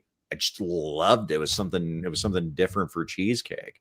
I love her fucking cheesecake. She's like, hey, what would you like for dinner tonight? I'm like, what? Cheesecake sounds fucking good. No, but it takes a lot of work. I know. It's probably the whole thing with the noodles. It's like, I haven't had the cheesecake in, I don't know, like 2 years or something. I think I had to fucking almost die. And what would you like? Could I have your cheesecake, please? Thank you. Cheesecake. Rosebud. And guys, I'm not gonna lie. As we came up with this list, as I thought about that, like I got a little teary-eyed when I thought about what I would like to have for my last meal, for my last dessert. Probably same thing, Mikey, as you're thinking about what you would like, as been a lot of the family made. I did go dishes. heavy with the It's a family big stuff. thing, actually. Yeah. Yeah, those two things, the noodle that's freshly made, that accounts for a big part, Mhm. and your grandma making that bread pudding, that's a huge thing. Yeah. Did Yeah, and anyone that keep was kept the recipe? oh god, I don't think so. It probably was never written down, honestly, Ah, no. That generation, You they don't just share. it was just in their minds, and Yeah, they just yeah. made You it have to for like, generations, yeah, yeah. I know Yep. what you mean. So much of that has gone that's been lost to time. Yeah. Tony, We're what's not up? out of time, but out of time makes me think of Black Hall & Oates and Legend Series. You're out of touch. So I do love the bread pudding, but my legitimate choice Mhm. is strawberry rhubarb pie with Ooh. homemade ice cream like my grandpa used to make. a lot of family in this one, man.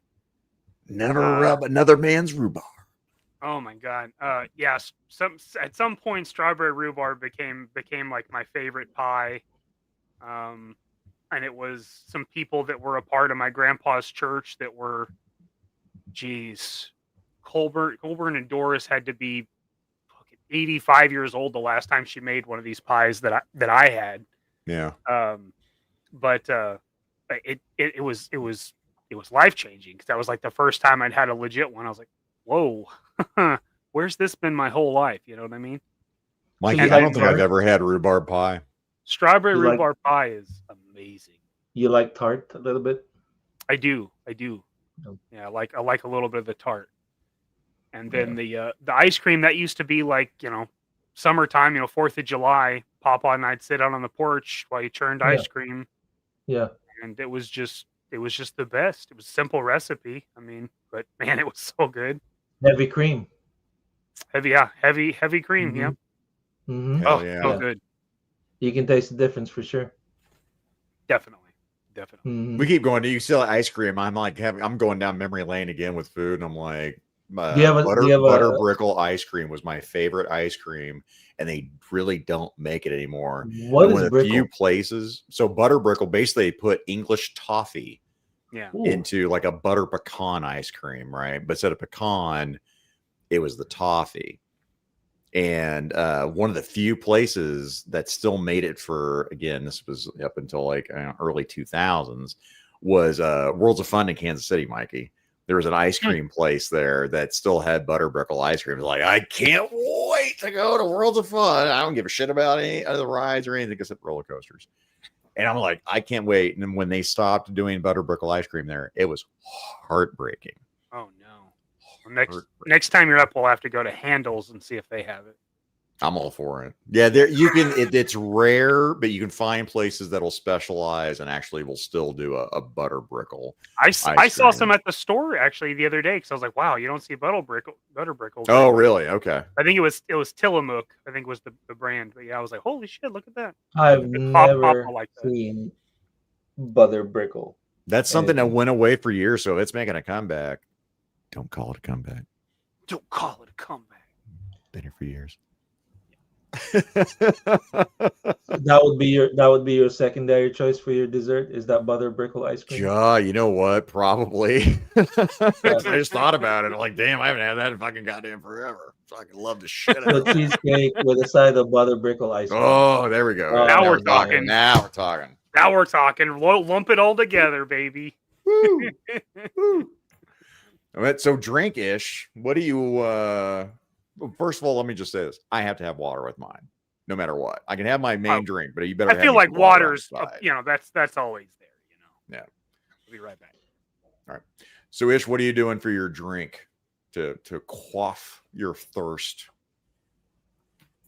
For your final honestly, beverage. I didn't when I was in the service, I drank a little bit too much, but ever since I left, I had even when I drank back then, it was always social. Social drinking. By the way, what service were you in? I was in the Navy. Navy. Thank you for your service, sir. Thank you. I just, but then after that, I just, I kind of stayed away and stopped, and now I'm such a lightweight, but well, it doesn't have to be alcoholic for your final. It could be a Sprite. no, so that the affogato would be my end. Oh, okay, I got you. Okay. Yeah, and then in the beginning, if they don't have, sometimes I'll just have hot tea or something like that.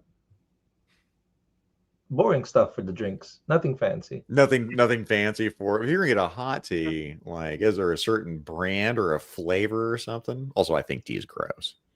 It's careful. It's hard because a lot of restaurants only carry Lipton. Lipton. So It's like Folgers coffee. It's like Lipton iced tea. So if they have something better, like a selection, typically I'll get it. But otherwise, I'll just have like water. I'm okay with it, And then, but then if it's in the morning, of course, I'll have the coffee, right? And it's coffee throughout. But if not, the coffee or the affogato at the end seals me up, and I'm good. Yeah. Again, there's nothing wrong with water too, by the way. I mean, you want to talk about, especially, hot summer day, whenever, no matter if you're working out, whatever, having quenched your thirst with just cool, delicious water is amazing. It's almost like our bodies are 89% water or some bullshit. I don't even know. That's what I drink all day. And it's a good thing that that I don't, because Abi he drinks for like 10 people. Wait, does Abi drink alcohol? Oh my gosh, does he? Huh. Oh my gosh, does he? I never noticed. No, he keeps it so. My God, he's a master of disguise. Like the thing is, you will never. No, the thing is, you'll never know. You're right, Mikey, because he doesn't show. The dude has such a high tolerance. Milk was a bad choice. Abi, cheers. So damn hot. Yeah, that's what I mean. But whoa, when I was in the restaurant industry, I did drink a lot of wine. A lot of wine. That I did. That was my mom. My mom loved all the different wines. Because we had to pair different wines with different food. So I tend to drink a lot of the reds. And to this day, I still have a few bottles in the wine fridge that I've been telling myself, hey, I need to open this and enjoy it. And I just need to stop having an excuse and just start freaking opening it. Just enjoy do it. A glass of wine. Yeah, So and I was never big on wine. That's probably again because of the whole smell thing. Like they're like, "Oh, how's this bouquet?" I'm like, I don't know, whatever. Drink it. So for me, like it was always sweet. And Mikey knows this, especially during the hyper racist PF Chang's experience. Like it's got to be sweet for me. So I mean, like a blush or something, right? On a wine, something sweet. Yeah. All day, rosé. Every day, like a rosé, a blush, 100%. I am all for it. A Moscato, right? Yeah. There is a red sweet wine that is served cold. When I think of the name, I'll send it to you. Oh, it's like chilled. Yeah, it has to be served cold, and it's a sweet red. Oh yeah, send that to me. Yeah. So for me, again, I get there's two choices, but my first one is easy. My go-to is gonna be my last drink to quaff my last supper with. It's Angry Orchard on tap. I love, and my wife too. In fact, it's one of the reasons I talked her into going to Twin Peaks. People are like, you take your wife to Twin Peaks? Yes, I do. The very first time I did. Now, oh my God, the hostess was like a zombie girl. It was like the worst hostess. I hadn't seen her before, He like slumped shoulders, had like no desire to like live. I think she was dead. Then actually I have more stories about her later, as she was a repeat there when we'd go. And I'm like, oh my God, my wife's never coming back here again. Now I'm gonna get shit about going here for lunch all the time. Get to the table. Our waitress is amazing. One of my regulars, so it was awesome. Food was fantastic. Service was fantastic. Everything at Twin Peaks here, local, at least the one out west, amazing, stellar service. Food came out, nothing was bad there, and they had Angry Orchard on tap, and she fucking loves it. So ice cold mug, Angry Orchard. I can't go wrong with that one. Ice cold on a lot of beers can make it or break it for a lot of beverages. You know, I agree. Yeah. And or the difference between that's good to yeah, man, that's delicious. You get it that Twins Peak cold. Twin Peaks. That's a iceberg in the beer. I like it. Yeah, it'll have the ice crystals form in the cider. Comes out so fucking cold, Mikey. if I was going to church over here to drink beer, I probably would go with a Heffy easily. Yeah. Heffy's my to go. How about you, Mikey? What drink did your relatives make? This one's not a relative. This is not a relative. Oh man, I was looking forward to this. I know. But it is tied to a relative. Uncle John. Okay. Yeah, this is tied to my dad, because when we go to Assembly Required, we go to Buzzard Billy's and we'll crush a few of these. This is called the Sexy Crocodile. Sexy Crocodile. And this is pineapple rum, melon liqueur, almond liqueur, pineapple juice, cherry syrup, and cherry. Garnished with a cherry and an orange. It's fantastic. It's delicious. It's amazing. Delicious. That sounds like Mike. I'm assuming I would love this, right? Oh, you'd fucking eat it up, buddy. Yeah. Yeah. That's like the first thing when we get into Des Moines. Dad and I are going to be like, let's go to Buzzard Billy's, and that's the first thing we'll order when we get in Des Moines. And then maybe we'll get some armadillo eggs and whatever, fried pickles or something. But this will be the first thing to do, is a Sexy Crocodile. Medella It looked delicious for sure. It's fantastic. I would definitely have one of those. Oh yeah, again, that sounds delicious. Obviously, it sounds like a stomach ache. You'll be so drunk you won't even know. You won't even know. At Cheesecake Factory, they have this drink, frozen ice mango, and it's great. But they could also add vodka to it, and it'll still taste just the same and as deadly as that Sexy Crocodile that Mikey had shown. You will drink this thing and not taste a damn thing until you get up and you're like, okay, maybe not. Mm-hmm. Yeah. Well, Ish, that's one of the things I'll do if we go somewhere that doesn't have the Angry Orchard on tap, but they'll have a cider, usually Angry Orchard around here. Then we'll be like, hey, shot a Fireball with that. We have our Angry Balls. And Mike, I can tell you this: when we go to a place, what was it? Rail Hoppers was a place that opened up. We went in there, we ordered it, and God bless our server, and they were like, by the way, I can put a shot of Fireball in that for you. You should try it. It's really delicious. And I looked at him going, you're adorable. I'm old. I invented that way before you did. Get out of here. In fact, you put a little Captain Morgan's Spice Rum. My buddy came out with this. It's called a Sweet Christmas. After Luke Cage, you call it a Sweet Christmas. It is fucking delicious.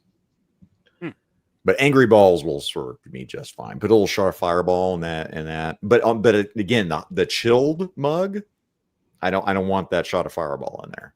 Just the Chris Fireball, the one that has the smell of cinnamon whiskey. Yep. Cinnamon whiskey. Okay. Whiskey. Yeah. Whiskey. Loosely. White girl whiskey. Yeah, it's like schnapps. Schnapps. Oh man. Yeah, see, This will be the first thing. Oh, Mountain Dew Mountain and Dew. Fireball, Mountain Fire. I don't think I've ever tried Mountain Dew and Fireball. What That's I an like odd about combo. your drink, Mikey, with that again, that pineapple rum, that just goes with everything. God, pineapple rum. Yeah. Mm. Or sorry, coconut rum goes with anything. That is a fellas just out there. Mama Kukovic, you probably know this. That's a panty dropper. You could take that to the lake. Well, she has to teach, you know. Never mind. Anyway, I don't know where you were going with that. I don't know either. I So was waiting. My mom probably caught a buzz just by us mentioning is this much liquor. he's like, yeah, it is.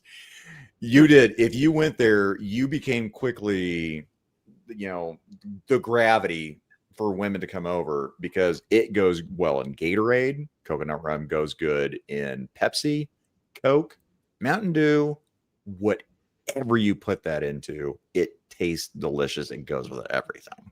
It's good. I agree. It's the perfect liquor for blended drinks for sure.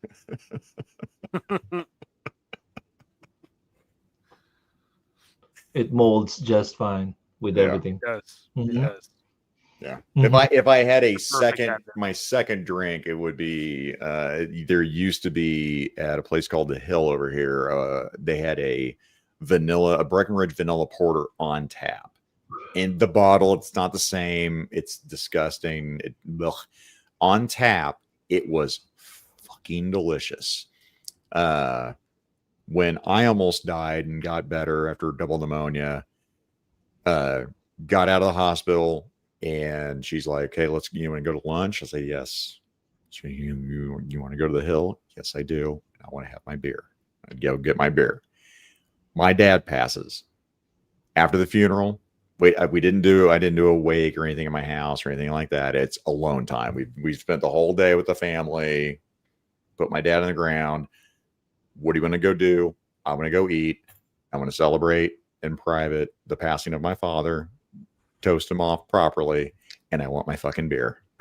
When they stopped serving that beer, that was my second heartbreak. That was horrifically bad. Now that didn't happen. I went to a restaurant. I had my beer after my dad passed. But yes, I did. That was the best fucking beer ever, man. I loved going there. That food could be terrible, and it was rare that it happened. But just in case it didn't matter because that beer was fucking delicious. But I didn't bring that for my last supper because I don't know if I could repeat that. I don't know if I would go to Breckenridge, Colorado and try to find it on tap and see if it exists. If it does, it goes up on top of the list. Okay. Well, there you go. What would you have for a second one, Mikey, as far as a beverage goes? If you had to pick one. Second beverage. Yeah, an ice cold summer shandy would be pretty tops. Oh, like a Leinenkugel? A little Leinenkugel action, yeah. Yeah. Leinenkugel lemon shandy. Have you ever had that ish? Mm-mm. Yeah, I would say that one, that's pretty damn good. That tastes like summertime right there. 100%, man. So good. The only mixed drink that I drank a lot, I don't know if you guys remember this. At Fridays, they had this June bug. They call it a June bug. It's in this big freaking goblet, and it's a mix of freaking 7 liquors or some shit.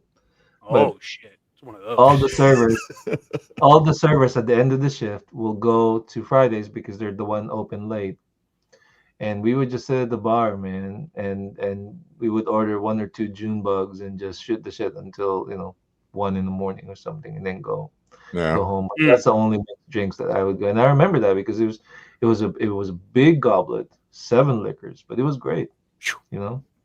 Yeah. Hell the yeah. bartender was just like, "Hey, the gang's here." Just start pouring them. Oh, bro, long line. And they know what's up. Yeah, I mean, there's that's it. There's some others that would probably make the cut. Like Cheddar's used to have a spicy mango mojito that I thought was tremendous. Put me in a good mojito, Mikey. Yeah. I love a mojito. And then there's a place here in KC called the Peanut. They're famous for their wings, but they have a blackberry Moscow Mule that is also top shelf. Yeah, that's right there. Okay. Yeah. All right. It's like one of those. Okay. Yeah. Restaurant Jungle Juice. And by the way, Stu, yes, Mikey beat that to you already. Look at all of them. All of them. My collection of Zakainens. Yeah. My background is 12-hour workday. Damn, Stu. Yikes. Long day. Yikes. Don't miss those. Are any of you going to be at the Titans? No, negative. If I do, it's because I ended up with my wife dead or she's divorced me. Because if I go to another convention this year, other than Legion's Con, actually, I'm sorry. Take that back. She'll murder me.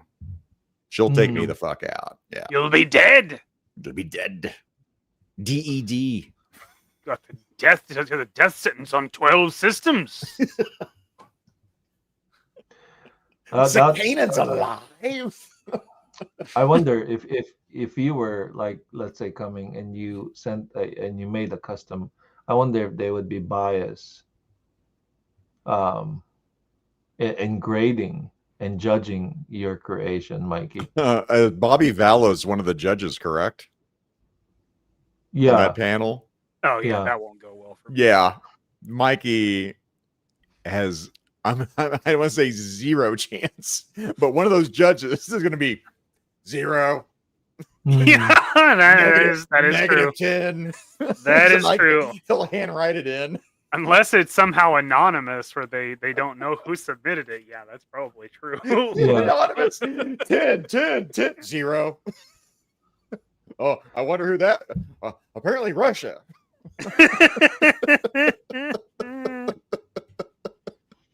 Oh, shit. I'm glad you asked that. That was great, Ish.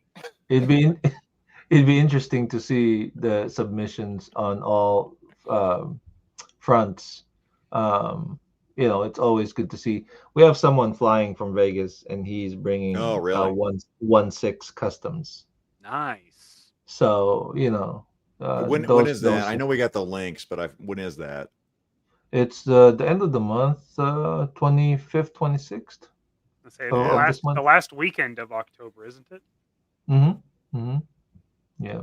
No, I do. It's one of those ones where I was looking at it. I was like, it's drivable, but no. Again, yeah, my wife will murder me. Now next year, I'm already trying to plot out all the conventions I'm going to go to because it has been a max of 4 because it was 3 for sure, and I had a bonus one. I told her like, "Hey, honey, there's 1v1's going to pop up," and that ended.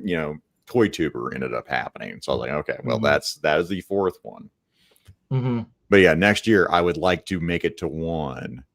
And if I was, Toy Tuber is amazing. But I'll probably, I don't know if I'm going to go to ZoloCon. I might shift to ZoloCon and then try to make it to either IshCon or Titan. I'm just going to call it Titan. Because that would probably be easier for me. If I was going to go to one, which should I go to if I had to pick between your shows? I would say IshCon because more established. It's a little bit more established, right? Yeah. This is our first time in Nashville, so up until after the show, I won't be able to gauge how everything goes until for next year. Yeah, I gotcha. Nashville would be fun though. Yeah, Nashville was fun. Nashville. I Printers found Alley action. What? Little Printers Alley action. I found that you got me on that one. That there's a lot of there's so many things in Nashville, within Nashville, that the locals do not care to step outside of Nashville because everything they need is within Nashville. Sure. Again, it being a music city, there is a food court there they have over 40 selections. Whoa. Jesus. Yeah, it's crazy. You know, it's for a foodie like me, that's like I gotta go. Yeah, yeah. The food alone is worth the trip. Yeah, it's like literally you go there every day. And my friend Damien, who's a local there, mentioned to me that an hour north is a casino. I'm like, sign me up. You know, I can go there and here's my budget. I'll play half of it. I lose it, okay.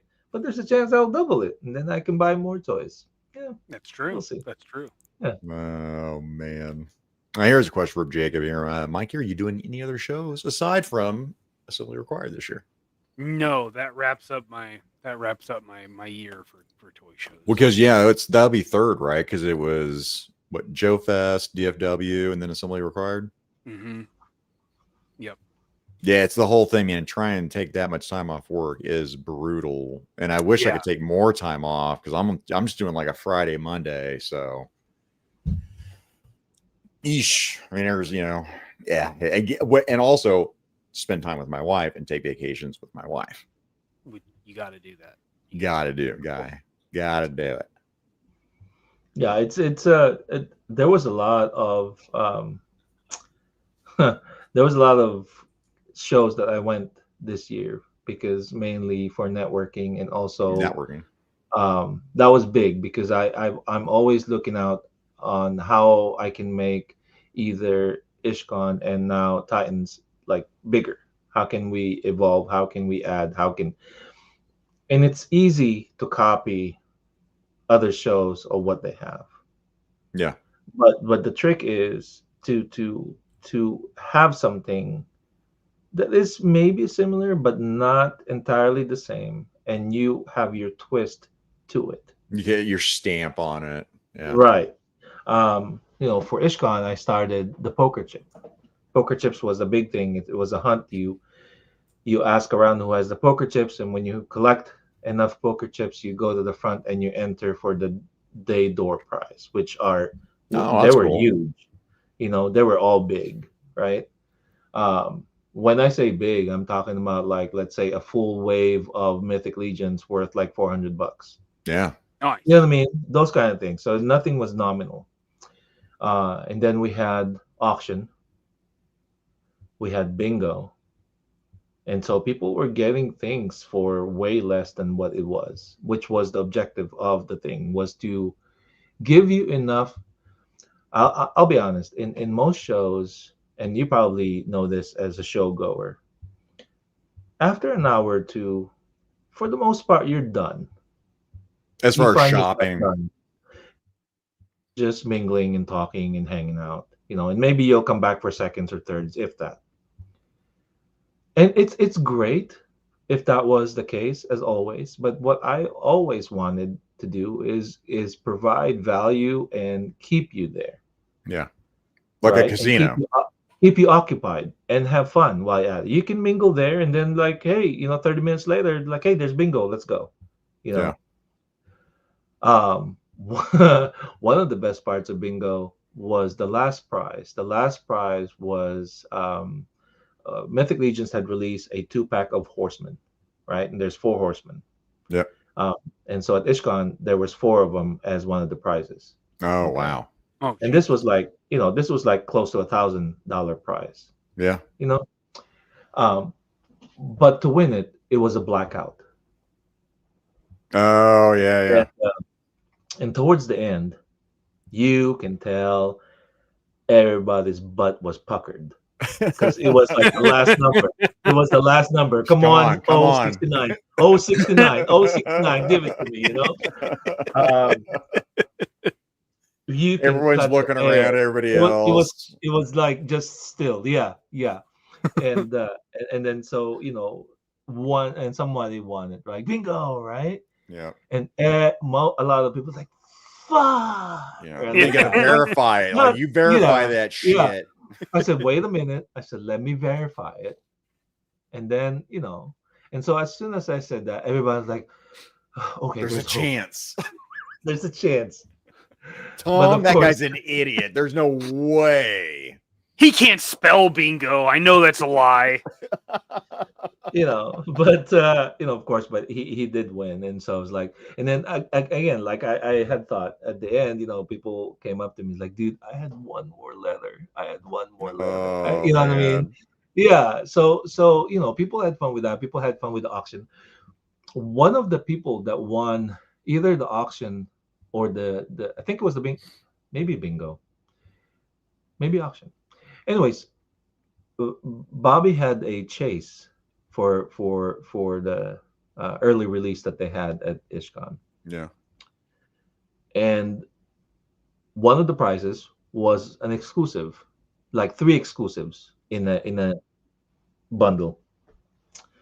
And this person that won it, Amber, when she opened it, it was the chase. Oh, that's cool.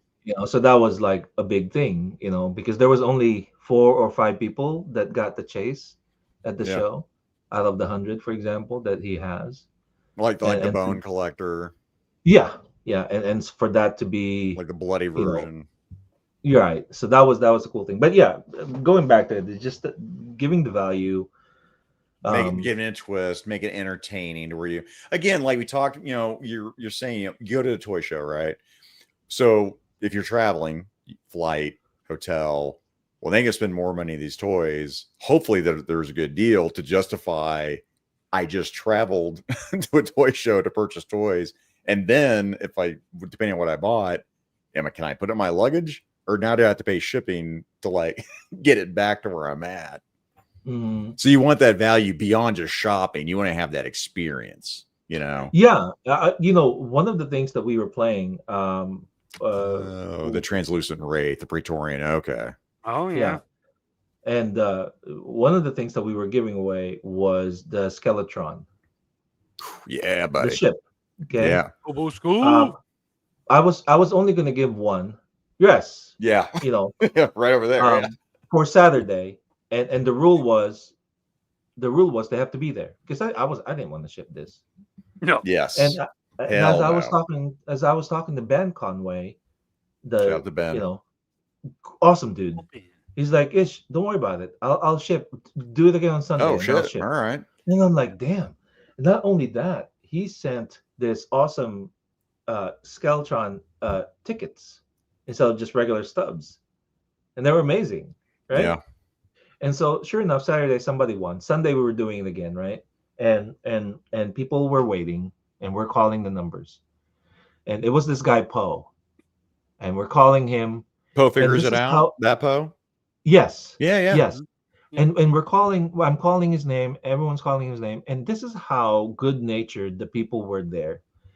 Even though they were waiting with their tickets in hand, at the end they were hollering his name because they, like a lot of people, know Poe. It was just that, like, the atmosphere was like that, and still he didn't come. And lo and behold, later we found out he was next door, the next aisle. He was talking to Abby. Way to go, right? Abby. Damn it, Abby. So somebody else won this thing, and so he lost his opportunity. And that night that we had, everyone was just egging on him. Yeah. You're such a loser. You were there, blah blah, right? All that stuff. And so he took it with the pride and smile and like, yeah, it's my fault. I was all that stuff. Sunday comes later on as we're closing. Ben heard about the story thing, and as everyone was wrapping, this was like all the vendors are almost gone. Yeah. And Ben called me, and I put him on speakerphone, and Ben says, "Hey, is Poe still there?" I said, "Yeah, Poe's over there." Dude, I can send him a third one. No shit. Just like that. And I called Poe, and I still remember Poe's arms. Goosebumps. It was goosebumps. You know what I mean? What a triumphant story to lose something that could have been yours, only to be vindicated and have Ben call and like, dude, here. I'll send it. Well, especially when you found out Abby was involved and how he screwed Poe diabolically. Totally screwed him out of it. Golly. So it was a great ending to the show. Having that is like cool, that, right? That was just like one of the many things that again, it's the value of the show, how people have fun and all Those this stuff. memories, those moments, like Bobby saying Exactly. there. Yeah. And so it got to a point where, people had such fun that's like, hey, I can't wait till next year. When are you doing it? Right. All that stuff. But for Titans Toy Expo, we're trying to do the same thing, right? Trying to Yep. give value. This is the first time we have comic book artist, right? And so one of the things that I thought was, I'm going to give away stub to everybody that is coming to the show. And at the end of the day, we'll call the stub. And for the winner, they will choose their artist. There are 3 to 4 artists available at the show. They will choose from this artist, go to that artist, give them their picture, Yeah. and tell that artist what's their favorite cover page. That artist then will draw that cover page, include that winner in the cover page, sign it, and put it in a glass case. That would be his prize, his or Oh her wow, prize. yeah. Wow. Just Right? commission like that. Right. That's cool. Exactly. And so I thought, hey, that's a great thing. But hey, let's not end there. I then added mystery box. I got 50 mystery box, and in the box are all random. They're all winners. Yeah. But this you have to work hard. First, you have to collect the poker chip at the entrance when you come in, Bring it big here. right? Sweet. Yeah, I'm a sucker for poker chips, man. I love them. So you have to Like collect challenge coins. You got to quit eating Yeah. them though. They're so good. Bread like and then candy. and then you come in, and there are 8 vendors that has a stamp. When you buy from them, they will stamp your arm. Right. No. And when you have enough 8 stamps from Yeah. your arm and that poker chip, you come in the front, and you will get the mystery box. And the mystery box has like anything as far as test shots, action figures, comics signed, and other things. One of the things that I did in New York Comic Con was Yeah. I went to a few comic artists, and have them sign it because I wanted to give that as a prize. Oh, that's cool. Ronda Rousey was there with her first book. Oh yeah, Ronda Rousey. Oh yeah. And so I stayed in line there to get her to sign it, and I'm gonna give away that book that she signed, as one of the things. So that's just like many of the things that are, being given away. I know Rob had made some shirts also, and then Rob there's Savage Crucible. Rob Savage Crucible. Okay. And then I got some little merch for the first 50 people that had bought the tickets. So when they get there, they'll receive that thing, and a couple other things that we're gonna talk about and add to the whole thing of being there. And again, all of it is adding value to the show. So you're not just going there for exclusive, because getting exclusive, sure, you'll get it. But then, what else is good there? Oh, we have the voice actress for Pokemon, Nurse Joy. She'll be there. I'll say sure. And Mikey and I both are like, you don't know Nurse Joy. Nurse Joy. And so I had bought 50 cards of Nurse Joy Pokemon, and I put it on the mystery box. Yeah. And so they can easily go to the lady and have it signed and have it certified there for That's cool. Yeah, Yeah, if you're a Pokemon fan, like 100%.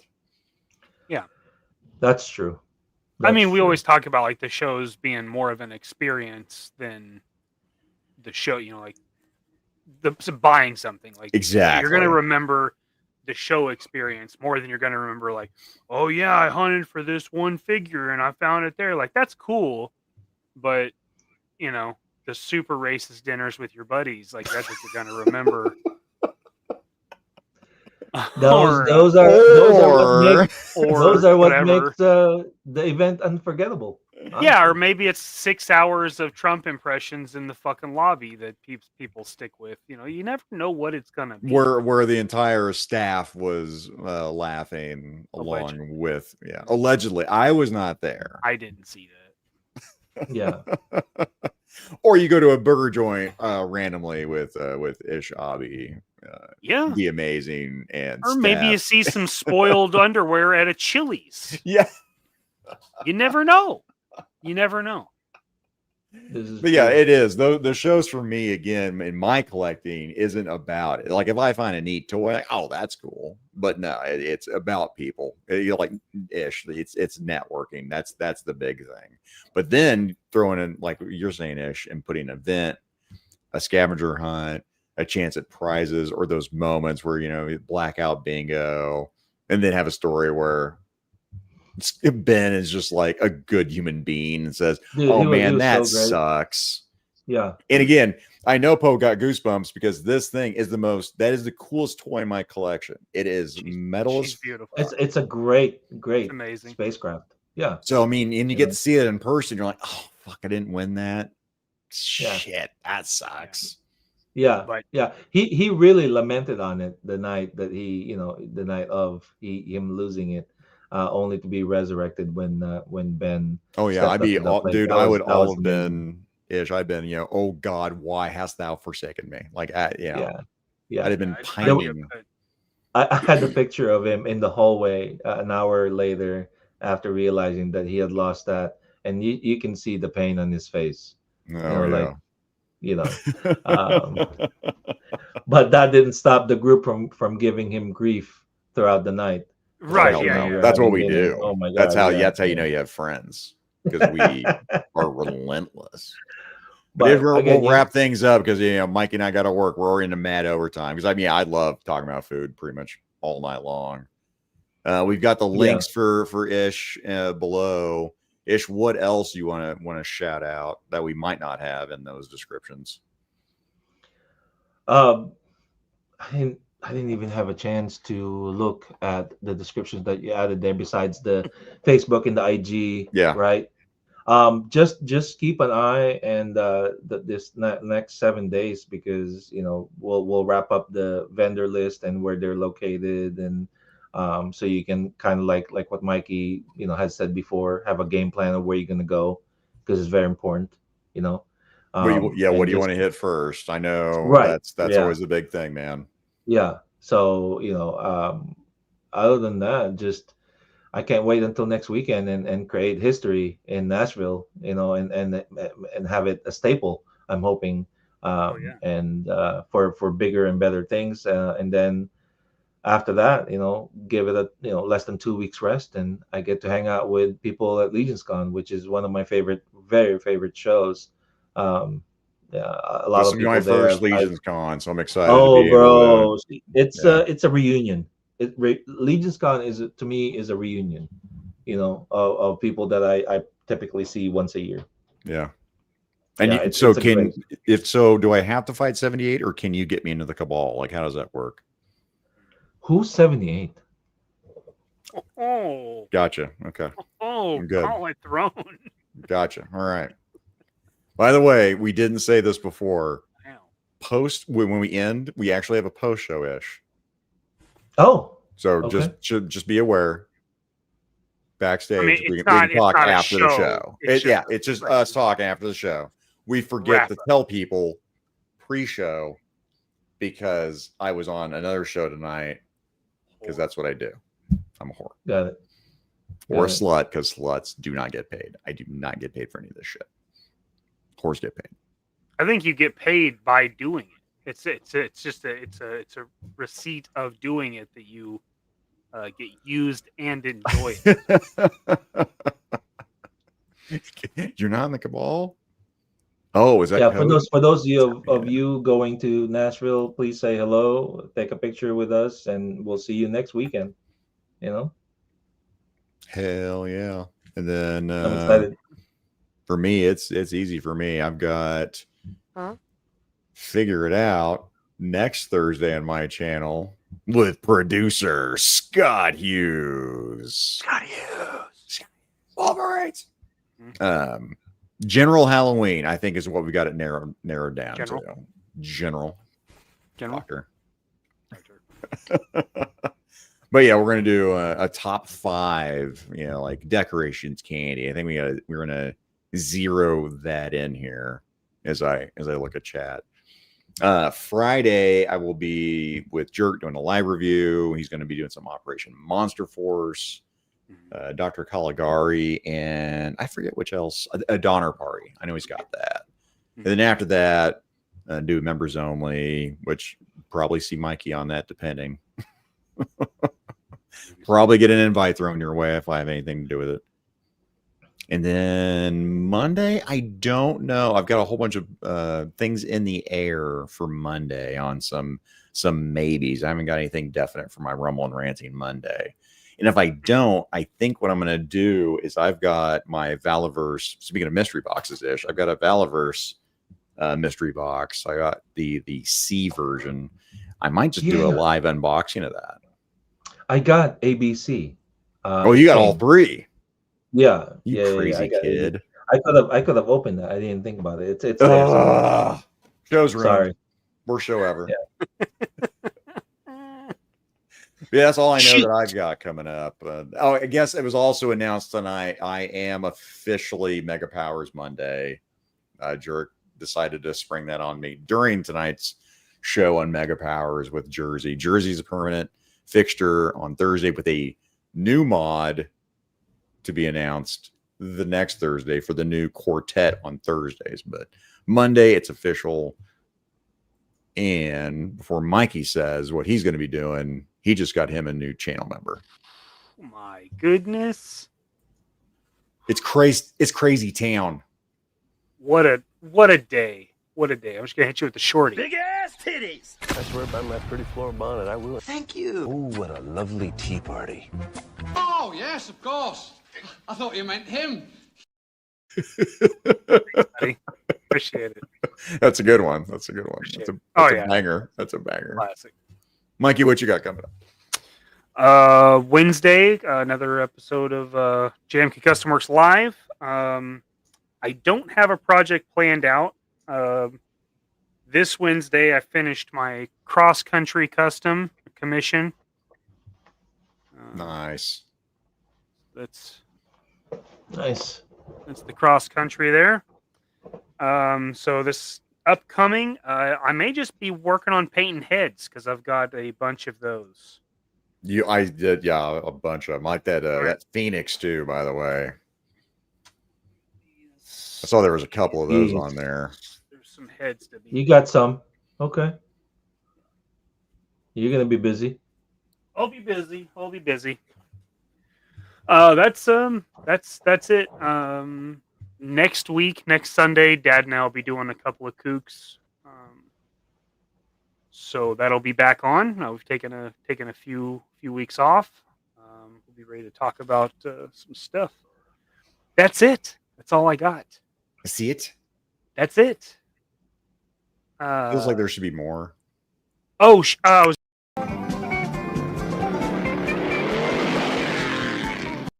Them figure it out boys are at it again. Y'all comment below and be sure to like, share, and subscribe Mikey and Zakainen's YouTube, IG, and Facebook accounts. We'll see y'all next week.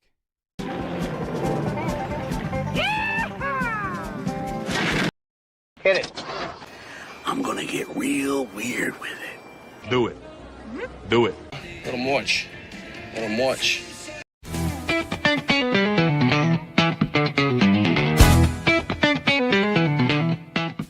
On TV, some kind of bad boy or something? Yep, I'm a bad boy. Oh. I don't care about it. Good for you, man. Good for you. Good for you. I'm not even a real doctor. Phew, that is bad. I killed a man. You what? So I got that going. Doctor? Doctor. Doctor? Doctor. Doctor? Doctor. Doctor? Doctor. Doctor? Doctor. Doctor? Doctor. Will the congregation please rise? much weight do you think I could bench press? What are you talking about? You're an idiot. That is correct. Jesus Christ! Eat my short. That is one big pilot. I'll eat pieces of like you for breakfast. Is there anything else you want to tell me? Put in front of my Eat If I wasn't practicing, You eat asshole? No. Never give up. Never surrender. yourself. Thank you. Thank you very much. You're tearing me apart. Beth and David Bowie. Thank you. Thank you.